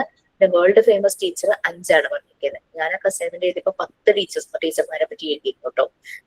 നമുക്ക് പേഴ്സണലി അറിയാവുന്നത് 3ഉം വേൾഡ് ഫേമസ് 10 ആയിരുന്നു ഞങ്ങളുടെ അസൈൻമെന്റിലെ ക്വസ്റ്റ്യൻ. ഞാനത് നിങ്ങൾക്ക് 3ഉം 5ഉം ആയിട്ടാണ് തരുന്നത്. മിനിമം എന്നുള്ള രീതിയിൽ നിങ്ങൾക്ക് ഇഷ്ടമുള്ള നമ്പർ എഴുതാം, ഒന്നും പ്രശ്നമില്ല. അപ്പൊ അങ്ങനെ നമ്മൾക്ക് പേഴ്സണലി അറിയാവുന്ന ടീച്ചറെ പറ്റി എഴുതാൻ കുറേ പേര് എഴുതിയിട്ടുണ്ടായിരുന്നു. ഞാൻ നഴ്സറി പഠിച്ച ടീച്ചറെ എഴുതിയിരുന്നു കേട്ടോ. എനിക്ക് എന്റെ ഓർമ്മയിൽ ഇപ്പോഴും നിറഞ്ഞു നിൽക്കുന്ന ടീച്ചർ എന്ന് പറയുമ്പോൾ ആദ്യം ഓർമ്മ വരുന്നത് എന്നെ നഴ്സറി പഠിപ്പിച്ച ടീച്ചറായിരുന്നു. പിന്നെ ഞാൻ പരിചയപ്പെട്ടിട്ടുള്ള മോണ്ടിസോറി ടീച്ചർ, പിന്നെ അതുപോലെ ഞാൻ പ്രാക്ടീസ് ചെയ്തിട്ട് പിന്നെ അവിടെ വർക്ക് ചെയ്ത സ്കൂളിലെ അവിടുത്തെ ഡയറക്ടേഴ്സ്, പിന്നെ മോനെ LKG പഠിപ്പിച്ച സിസ്റ്റർ, ഇവരായിരുന്നു പെട്ടെന്ന് ഈ ഒരു ക്വസ്റ്റ്യൻ കേട്ടപ്പോ എന്റെ മനസ്സിലേക്ക് വന്നത്. അപ്പൊ നമുക്കങ്ങനെ മനസ്സിലേക്ക് ഒരു ടീച്ചർ വരണമെങ്കിൽ ആ ടീച്ചർ നമ്മളെ എത്രത്തോളം ഇൻഫ്ലുവൻസ് ചെയ്തിട്ടുണ്ടാവും, അല്ലെ, സ്വാധീനിച്ചിട്ടുണ്ടാവും. അപ്പൊ അതും ഒരു ക്വസ്റ്റ്യൻ ആണ് അസൈൻമെന്റ്. ആ അസൈൻമെന്റ് ഏറ്റവും ലാസ്റ്റ് തരുന്ന അസൈൻമെന്റുകളിൽ ഏറ്റവും ലാസ്റ്റ് തരുന്ന അസൈൻമെന്റ് ആയിരിക്കും കേട്ടോ. ഞാൻ ഇപ്പൊ നിങ്ങളെ കൊണ്ട് സെമിനാർ ഈ വേൾഡ് ഫേമസ് ടീച്ചേഴ്സിനെ പറ്റിയുള്ളത് അപ്പൊ ഡിസൈഡ് ചെയ്തിട്ട് ഏത് ഡേ, നമുക്ക് 2 ക്ലാസ് ഉണ്ടല്ലോ ആഴ്ചയില്, അപ്പൊ ഏത് ദിവസമാണ് നെക്സ്റ്റ് വീക്ക് ആണ്. പേഴ്സണലി അറിയാവുന്ന ടീച്ചറിനെ പറ്റി ഇപ്പൊ വേണ്ട. അത് വേണോ? അത് വേണമെങ്കിൽ ചെയ്യാട്ടോ. അല്ല പിന്നെ ഓക്കെ, ഞാൻ വേൾഡ് ഫേമസ് ടീച്ചറെ പറ്റിയാണ് പറഞ്ഞത്. കാരണം പേഴ്സണലി അറിയാവുന്ന ടീച്ചർ എന്ന് പറയുമ്പോൾ ഇപ്പം ലവ്ലിക്ക് പേഴ്സണലി അറിയാവുന്ന ടീച്ചറെ പറ്റി പറയുമ്പോൾ ഞങ്ങൾക്ക് അത് കേൾക്കുമ്പോൾ ഇഷ്ടം തോന്നും, ഒരു ഫീല് ഇമോഷൻ ഒക്കെ ആയിരിക്കും വരിക. പക്ഷെ നമ്മളൊരു വേൾഡ് ഫേമസ് ടീച്ചറെ പറ്റി പറയുമ്പോൾ നമുക്കതൊരു അവയർനെസ് ആണ്. അതുകൊണ്ടാണ് ആ ടോപ്പിക് ഞാൻ സെമിനാർ പറഞ്ഞത്. നമുക്ക് മറിയാം മോണ്ടിസോറി എടുക്കാം, ഹെലൻ കെല്ലറിന്റെ ടീച്ചറായ അനീസ് സുലൈമാൻ എടുക്കാം, ഡോക്ടർ എസ് രാധാകൃഷ്ണൻ ഡെഫിനറ്റ്ലി അല്ലെ, മുൻ രാഷ്ട്രപതി അല്ലേ മാം? ഇന്ത്യയുടെ മുൻ രാഷ്ട്രപതി. സെപ്റ്റംബർ 5 അദ്ദേഹത്തിന്റെ ബർത്ത്ഡേ ആണ് നമ്മൾ ടീച്ചേഴ്സ് ഡേ ആയിട്ട് ആഘോഷിക്കുന്നത് അല്ലെ. ഡെഫിനറ്റ്ലി അദ്ദേഹം വരുന്നു. പിന്നെ വേറെ ആരാ പറഞ്ഞേ? Abdul Kalam, definitely APJ sir. നമ്മൾക്ക് തോട്ട് ഓഫ് ദി ഡേ പറയുമ്പോൾ മിക്ക ക്ലാസ്സിലും ഒരു ദിവസമെങ്കിലും അല്ലെങ്കിൽ ആഴ്ചയിൽ 2-3 പ്രാവശ്യമെങ്കിലും അദ്ദേഹത്തിന്റെ ഒരു കോട്ടായിരിക്കും എല്ലാരും പറയും. സോ അങ്ങനെ നിങ്ങൾക്ക് നല്ല എമിനന്റ് പേഴ്സൺസിനെ തന്നെ സെലക്ട് ചെയ്യും. ഞാനിത് പറഞ്ഞു എന്ന് വെച്ചിട്ട് ഇവരെ മാത്രം എന്നല്ല കേട്ടോ, അപ്പൊ ഞാൻ അറിയാത്തവരുണ്ടാകും. സോ ചെയ്യാം. അരിസ്റ്റോട്ടിൽ പറഞ്ഞു, സോക്രട്ടീസ് പറഞ്ഞു, കൺഫ്യൂഷ്യസ്, ബ്രെയിൻലി ലിപി കണ്ടുപിടിച്ച ബ്ലൈൻഡ് ആയിട്ടുള്ള ബ്രെയിൻലി, അദ്ദേഹം ആ ഒരു ലിപി ബ്ലൈൻഡ് ആളുകൾക്ക് വേണ്ടി അത് ചെയ്തത് കൊണ്ടല്ലേ ബ്ലൈൻഡ് ആയിട്ടുള്ള ആളുകൾ ലോകത്തെല്ലായിടത്തും അവർ എഴുതാനും വായിക്കാനും പഠിക്കുന്നു. ബ്രെയിൻലി. പിന്നെ ചന്ദ്രഗുപ്ത മൗര്യയുടെ ഗുരു Chanakya. Yes, you can, if you know more details about him you can do. പിന്നെ ചാണക്യനൊക്കെ ജീവിച്ചിരുന്നല്ലോ അല്ലെ, എനിക്കത് അറിയില്ല കേട്ടോ. ഇറ്റ്സ് എ ഫാക്ട് അല്ലെ, ഫാക്ട്. റിയൽ ആയിട്ടുള്ള ആള് തന്നെയല്ലേ? അതെ മാം. അതെ മാം. അതെ. മാം രണ്ടുപേരായിട്ടാണോ ചെയ്യേണ്ടത്? മാം രണ്ടുപേരായിട്ടാണ്. ഞാനത് no instructions from me, only topic ഞാൻ പറഞ്ഞു. നിങ്ങൾക്ക് അത് എങ്ങനെ വേണമെങ്കിലും ചെയ്യാം. 2 പേരോ 3 പേരോ 4 പേരോ ഒറ്റയ്ക്ക് ചെയ്യാം. നൈറ്റിംഗേൽ പെടോ ടീച്ചറെ? ഫൗണ്ടർ ഓഫ് നഴ്സിംഗ് ആണോ നൈറ്റിംഗേൽ? ടീച്ചർ ആവില്ലല്ലോ നൈറ്റിംഗേൽ. നേഴ്സ് അല്ലേ? ടീച്ചറല്ല, ഫൗണ്ടർ ആണോ? ഓക്കെ ഓക്കെ മാം, ഫൗണ്ടർ ആണ്. നമുക്ക് കിട്ടും. ഞാൻ എഴുതിയ 10 പേരെ ആരാന്നറിയണോ? പറഞ്ഞു കേട്ടോ.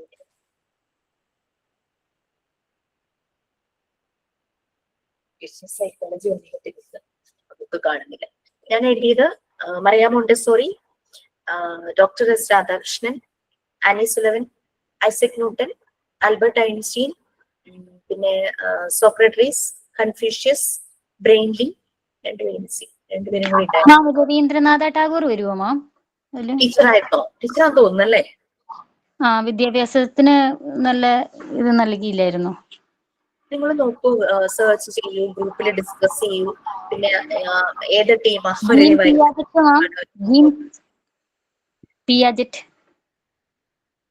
Yes, definitely.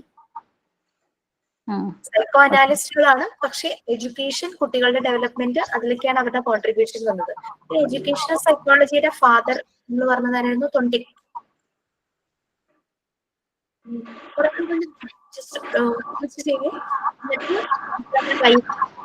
പിന്നെ മാം Rajaram Mohan Roy.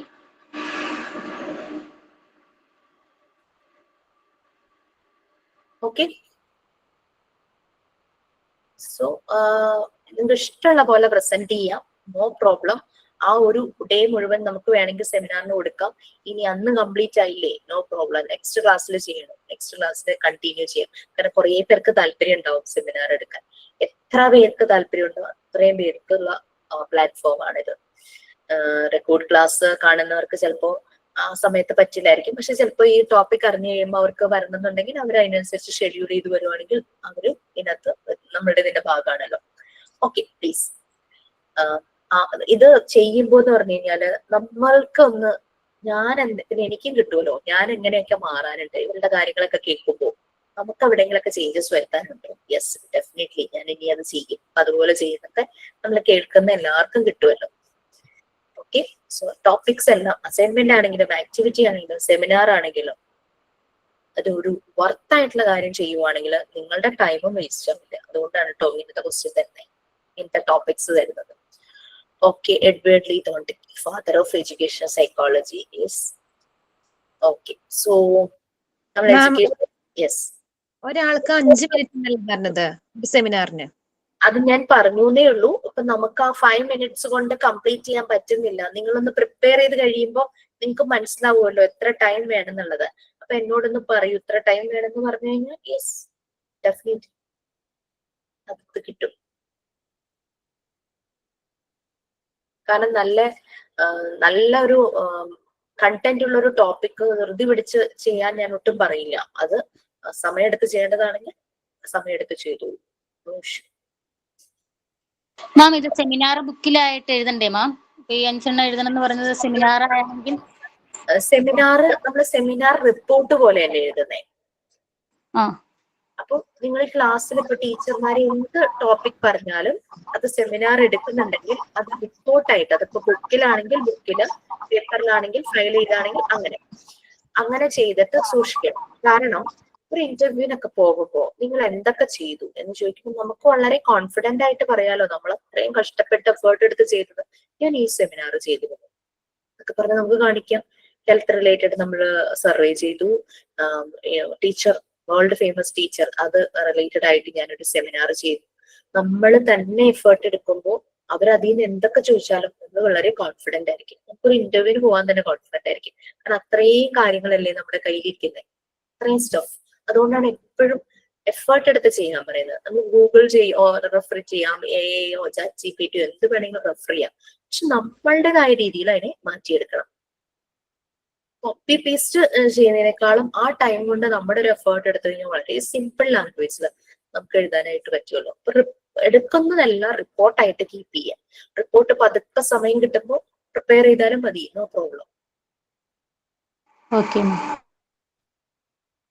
Okay, so next one, relevance and contribution of educational psychology.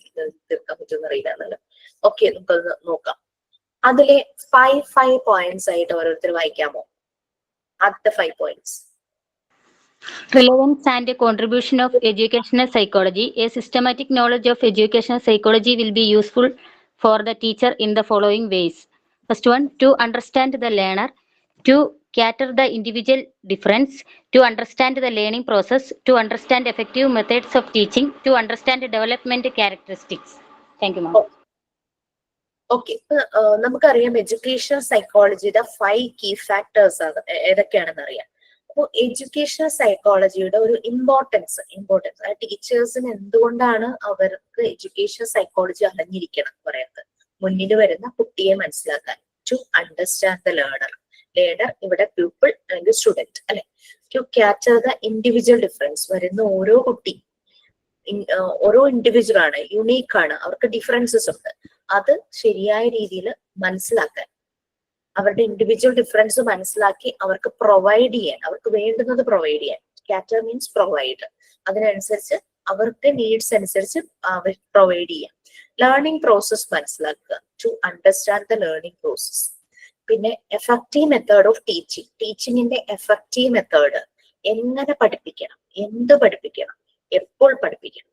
അത് ഇപ്പൊ ടീച്ചർ അന്നത്തെ ഒരു ദിവസം വന്നിട്ട് ഭയങ്കര ഒരു തിയറം പഠിപ്പിക്കാൻ വരുന്നത്. ഞാനിപ്പോ ഇന്ന് ടോപ്പിക് ഏതാന്ന് വെച്ചാൽ പഠിപ്പിക്കാനായിട്ട് വരുമായിരുന്നു. അപ്പൊ എഡ്യൂക്കേഷൻ സൈക്കോളജിയിലാണ് നിൽക്കുന്നതെന്ന് പറഞ്ഞപ്പോഴാണ് പെട്ടെന്ന് ഇപ്പൊ പറയേണ്ട കാര്യമാണ്, being a teacher is not that much easy. പിന്നെ കുട്ടികളുടെ സൈക്കോളജി അറിയണം, അവരുടെ ഇമോഷൻസ് ഫീലിങ്സ് അറിയണം. സോ മെന്റൽ ഹെൽത്തിനെ കുറിച്ചൊരു ക്വസ്റ്റ്യൻ ഇങ്ങനെ വന്ന, മെന്റൽ ഹൈജീനെ കുറിച്ച് ഒരു ഡൗട്ട് ചോദിച്ചപ്പോ അതൊന്ന് ക്ലിയർ ചെയ്ത് പോകാന്ന് വിചാരിച്ചു. അപ്പൊ അതാണ് നമ്മൾ വരുമ്പോൾ ചിലപ്പോ പ്ലാൻഡ് ആയിരിക്കും, ഇത്രയും പോർഷൻസ് എടുത്ത് കവർ ചെയ്യണം. സെമിനാറിന്റെ കാര്യം ഞാൻ ചിന്തിച്ചില്ലായിരുന്നു. പക്ഷെ education psychology being a teacher is not that much easy എന്നുള്ളത് മനസ്സിൽ വന്നപ്പോഴാണ്, എന്നാൽ വേൾഡ് ഫേമസ് ടീച്ചേഴ്സിനെ കുറിച്ച് നമുക്കൊന്ന് ഒരുമിച്ചിരുന്ന് സംസാരിക്കാം എന്ന് തോന്നി.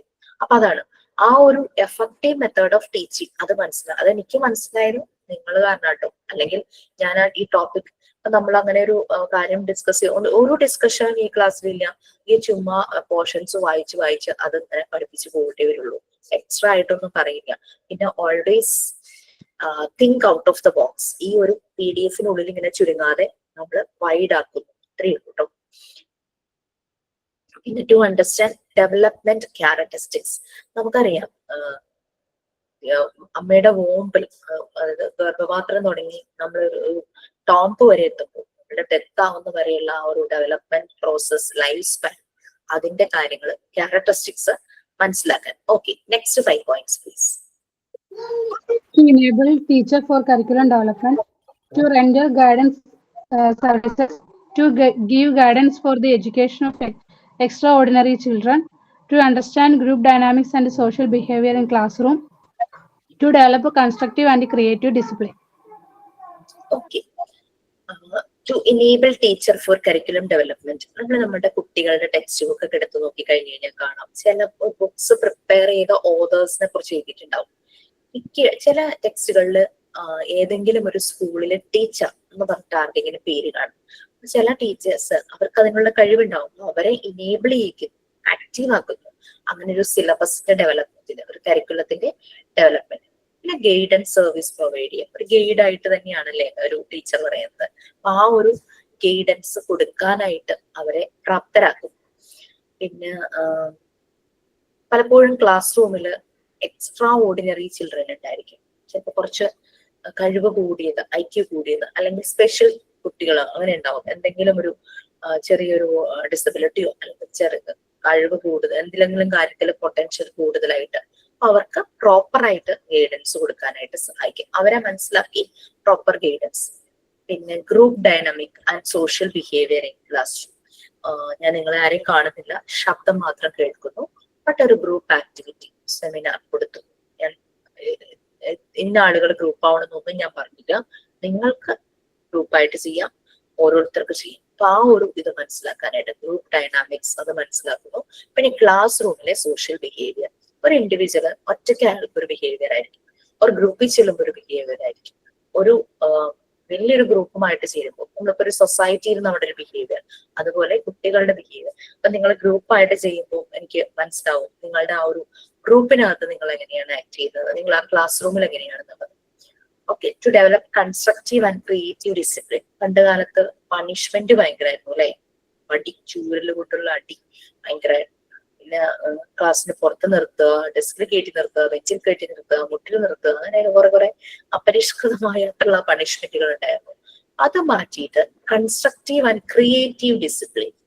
ഭയങ്കര വികൃതി ഉണ്ടാകുന്ന കുട്ടിയെ പിടിച്ചങ്ങ് ലീഡറാക്കും, അല്ലെങ്കിൽ അവനൊരു ഡ്യൂട്ടി അങ്ങ് കൊടുക്കും അല്ലെ. അപ്പൊ അങ്ങനെ ക്രിയേറ്റീവായിട്ട് ഡിസിപ്ലിൻ ക്രിയേറ്റ് ചെയ്യാം.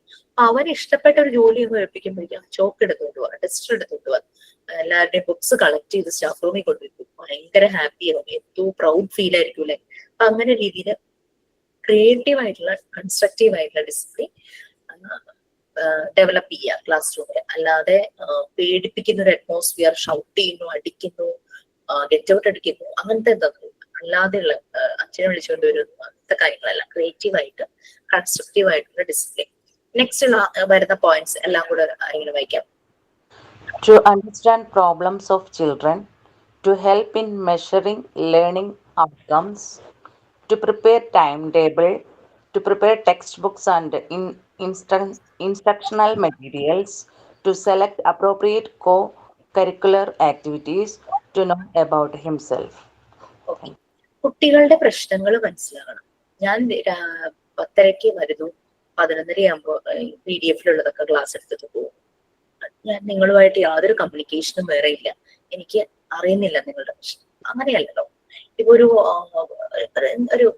ഇപ്പൊ പേഴ്സണലി പറയാൻ പറ്റുന്ന ഒരു പേഴ്സണലി പറയും, ഞാൻ എന്താ ചെയ്യേണ്ടത്, അങ്ങനെ ക്ലാസ്സിലെ പ്രശ്നമല്ല കേട്ടോ, പേഴ്സണൽ പ്രശ്നങ്ങളുള്ള പലരും കോണ്ടാക്ട് ചെയ്യാറുണ്ട്. അതുകൊണ്ടാണ് ഞാൻ എന്റെ പേഴ്സണൽ നമ്പേഴ്സ് മിക്ക ക്ലാസ്സുകളിലും കൊടുക്കുന്നത്. അപ്പോൾ ഞാൻ പറയും, ക്ലാസ് റിലേറ്റഡ് കാര്യങ്ങൾ നമുക്ക് ക്ലാസ്സിൽ ചെയ്യാം. നിങ്ങൾക്ക് അല്ലാതെ എന്തെങ്കിലും ക്ലാസ്സിൽ പറയാൻ ബുദ്ധിമുട്ടുള്ള കാര്യമുണ്ടെങ്കിൽ മാത്രമേ എന്നോട് പേഴ്സണലി പറയൂ. അങ്ങനെ ചിലര് എന്താ പറയാ, പല ബുദ്ധിമുട്ട് കാരണം കോഴ്സ് എനിക്ക് ഇനി ചെയ്യാൻ വയ്യ, ഞാൻ നിർത്തുകയാണ് എന്നൊക്കെ പറയാം. എന്തെങ്കിലും ഹെൽത്ത് ഇഷ്യൂസോ അല്ലെങ്കിൽ വീട്ടിൽ ആർക്കെങ്കിലും ഹെൽത്ത് ഇഷ്യൂസോ, ഹോസ്പിറ്റൽ കേസ് ഒക്കെ വരുമ്പോഴേക്കും നമ്മുടെ ഷെഡ്യൂൾ മൊത്തം തെറ്റുമല്ലോ. അങ്ങനെയൊക്കെ വരുമ്പോൾ അങ്ങനെയുള്ള കാര്യങ്ങൾ പറഞ്ഞു തരും കേട്ടോ. അപ്പൊ അവര് ഇനി മതി, ഞാൻ പഠിക്കുന്നില്ല എന്ന വിഷമമുണ്ട്, നമ്മൾ അതിനനുസരിച്ച് ഒരു സൊല്യൂഷൻ പറയും. അവർക്ക് അത് ഓക്കെ ആണെങ്കിൽ അവര് എന്നാ ഞാൻ ഇങ്ങനെ ചെയ്യാം. അങ്ങനെ കുറെ കുട്ടികള്, നിർത്താൻ പോയ കുട്ടികളെയൊക്കെ അങ്ങനെ പിടിച്ച് ചിലപ്പോ നെക്സ്റ്റ് വരുന്ന ബാച്ചിൽ ജോയിൻ ചെയ്യും, അപ്പൊ ടൈം കിട്ടുമല്ലോ, അങ്ങനെയൊക്കെ ഓക്കെ പറഞ്ഞു പോയിട്ടുള്ള കുട്ടികളുണ്ട്. മാം, നമ്മളെ ബാച്ചിലുണ്ട് അശ്വതി എന്ന് പറഞ്ഞിട്ടൊരു സ്റ്റുഡന്റ് നിർത്താൻ പോകും. എന്താ കാര്യം, എന്താ അറിയോ? ഹെൽത്ത് ഇഷ്യൂ ആ പറഞ്ഞത്. ഡിസീസ് ഉണ്ടെന്ന് പറഞ്ഞു. എന്തോ ഹാർട്ട് ഡിസീസ് ആണ്, ഹാർട്ട് ഡിസീസ്. ആണോ? Okay okay okay. ശരി, ക്ലാസ്സിൽ ഇപ്പൊ കയറാറില്ല? റിമൂവ് ആയി, ഗ്രൂപ്പിൽ നിന്നൊക്കെ റിമൂവ് ആയി, ലെഫ്റ്റ് അടിച്ചു. ഓക്കെ ഓക്കെ, പറ്റുണ്ടാവില്ല അല്ലെ? കുറെ പ്രോബ്ലംസ് ബുദ്ധിമുട്ടുകളുണ്ടെന്ന്. ആർക്കെങ്കിലും നമ്പർ അറിയെങ്കിൽ എനിക്കൊന്ന് ഷെയർ ചെയ്യാമോ? പോയി കാണും അല്ലെ? ഓക്കെ, ഞാനൊന്ന് ഇൻസ്റ്റിറ്റ്യൂട്ടിൽ അന്വേഷിച്ചു നോക്കാം. ചിലപ്പോ ഒട്ടും ഹെൽത്ത് ശ്രദ്ധിക്കേണ്ട സമയമാണെങ്കിൽ ക്ലാസ് ഒക്കെ ഒട്ടും പറ്റാഞ്ഞിട്ട്. നമ്പർ ഞാൻ സെൻഡ് ചെയ്യാം. ഓക്കെ, അപ്പം അങ്ങനെ ഇത്. പിന്നെ ലേണിംഗ് ഔട്ട്കംസ്, ഇപ്പൊ സെമിനാർ എടുക്കുമ്പോഴേക്കും നമുക്കൊരു റിസൾട്ട് കിട്ടുവാണ് അല്ലെ, നിങ്ങളുടെ ഒരു പ്രസന്റേഷൻ, പബ്ലിക് സ്പീക്കിംഗ്. അപ്പൊ അത് എനിക്ക് മനസ്സിലാവും. അപ്പൊ അങ്ങനെ വരുമ്പോ ഐ ക്യാൻ അപ്രീഷിയേറ്റ് ലൈക്ക് ആ ഒരു പബ്ലിക് സ്പീക്കിംഗ് വീണ്ടും അതിനെ ഇംപ്രൂവ് ചെയ്യിക്കണം, അത് ഇംപ്രൂവ് ചെയ്യിക്കണം. അപ്പൊ അങ്ങനെ ഒരു ലേണിംഗ് ഔട്ട്കംസ് സാധാരണ സ്കൂളുകളിലൊക്കെ അസസ്മെന്റ്, എക്സാമുകൾ ഒക്കെയാണ് ലേണിംഗ് ഔട്ട്കംസ് ആയിട്ട് ചെയ്യുന്നത് അല്ലെ. അപ്പൊ നമ്മളിവിടെ നമ്മളുടെ പൊട്ടൻഷ്യൽ തിരിച്ചറിയാൻ വേണ്ടിയിട്ടാണ് കേട്ടോ സെമിനാറും അതുപോലെ അസൈൻമെന്റും ആക്ടിവിറ്റി ഒക്കെ ചെയ്യുന്നത്. പിന്നെ ടൈം ടേബിൾ പ്രിപ്പയർ ചെയ്യാൻ പലപ്പോഴും ടീച്ചേഴ്സിലാണ് ആ ജോബ് വരുന്നത്. ടൈം ടേബിൾ പ്രിപ്പയർ ചെയ്യണം. അതായത് ഇപ്പോൾ ഒരു ടീച്ചർ എടുക്കുന്ന സബ്ജക്റ്റ്, ആ ടീച്ചർക്ക് ഒരാഴ്ച ഇത്ര അവർ വേണം, അങ്ങനെ എല്ലാം കാൽക്കുലേറ്റ് ചെയ്തിട്ട് സോഫ്റ്റ്വെയർ ഒക്കെ ഉണ്ട് ടൈം ടേബിൾ പ്രിപ്പയർ ചെയ്യാൻ. പിന്നെ കുറച്ച് മുമ്പ് പറഞ്ഞില്ലേ, കരിക്കുലം ഡെവലപ്മെന്റ് ചെയ്യുന്ന പോലെ തന്നെ ടെക്സ്റ്റ് ബുക്കുകൾ, ഇൻസ്ട്രക്ഷൻ മെറ്റീരിയൽസ്, അങ്ങനെയുള്ള കാര്യങ്ങൾ പ്രിപ്പയർ ചെയ്യാനായിട്ട് ടീച്ചറെ കേപ്പബിൾ ആക്കുക. കോകരിക്കുലർ ആക്ടിവിറ്റീസ് അത് സെലക്ട് ചെയ്യാൻ അപ്രോപ്രിയേറ്റ്, സ്വന്തം ക്ലാസ്സിലെ കുട്ടികളെ നല്ലപോലെ അറിയാവുന്ന ടീച്ചർക്ക് പറയാൻ സജസ്റ്റ് ചെയ്യാൻ പറ്റും. ഈ ഒരു കോകരിക്കുലർ നോൺ അക്കാദമിക് ആയിട്ടുള്ള ആക്ടിവിറ്റി ഇത് സെലക്ട് ചെയ്യാം അവരുടെ ഏജ് അനുസരിച്ച്, അവരുടെ പൊട്ടൻഷ്യൽ അനുസരിച്ച്. പിന്നെ above all to know about himself, അവനവനെ തന്നെ തിരിച്ചറിയാൻ. ഇത് തന്നെയാണ് എഡ്യൂക്കേഷന്റെ ഫസ്റ്റ് സ്റ്റെപ്പ്. മറിയാം മോണ്ടിസോറി പറഞ്ഞിട്ടുള്ളത് അതാണ്, ടു നോ അവർ സെൽഫ്. നമ്മുടെ സെൽഫിനെ തിരിച്ചറിയുന്ന ഒന്നാണ് എഡ്യൂക്കേഷൻ എന്ന് പറയുന്നത്. അല്ലാണ്ട് കുറേ പഠിച്ച് പരീക്ഷയിൽ മാർക്ക് വാങ്ങുന്നല്ല. നമ്മളെ തിരിച്ചറിയും, എന്താണ് എന്റെ കഴിവ്, എന്റെ കേപ്പബിലിറ്റി എന്താന്നുള്ളത് മനസ്സിലാക്കും. Okay, so that's all. നമുക്ക് വൈൻഡപ്പ് ചെയ്യാം. സൈൻ ഔട്ട് ഉണ്ടോ?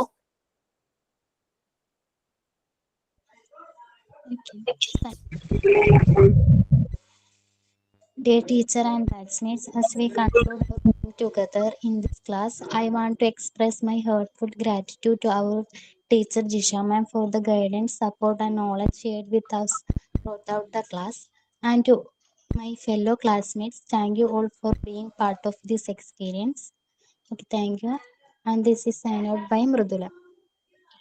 Okay, thank you so much. Have a nice day. Thank you, ma'am. Thank you, ma'am. Thank you, ma'am. Thank you ma'am. Number അയച്ചിട്ടുണ്ട് മാം, വാട്സപ്പിൽ അയച്ചിട്ടുണ്ട്. Thank you.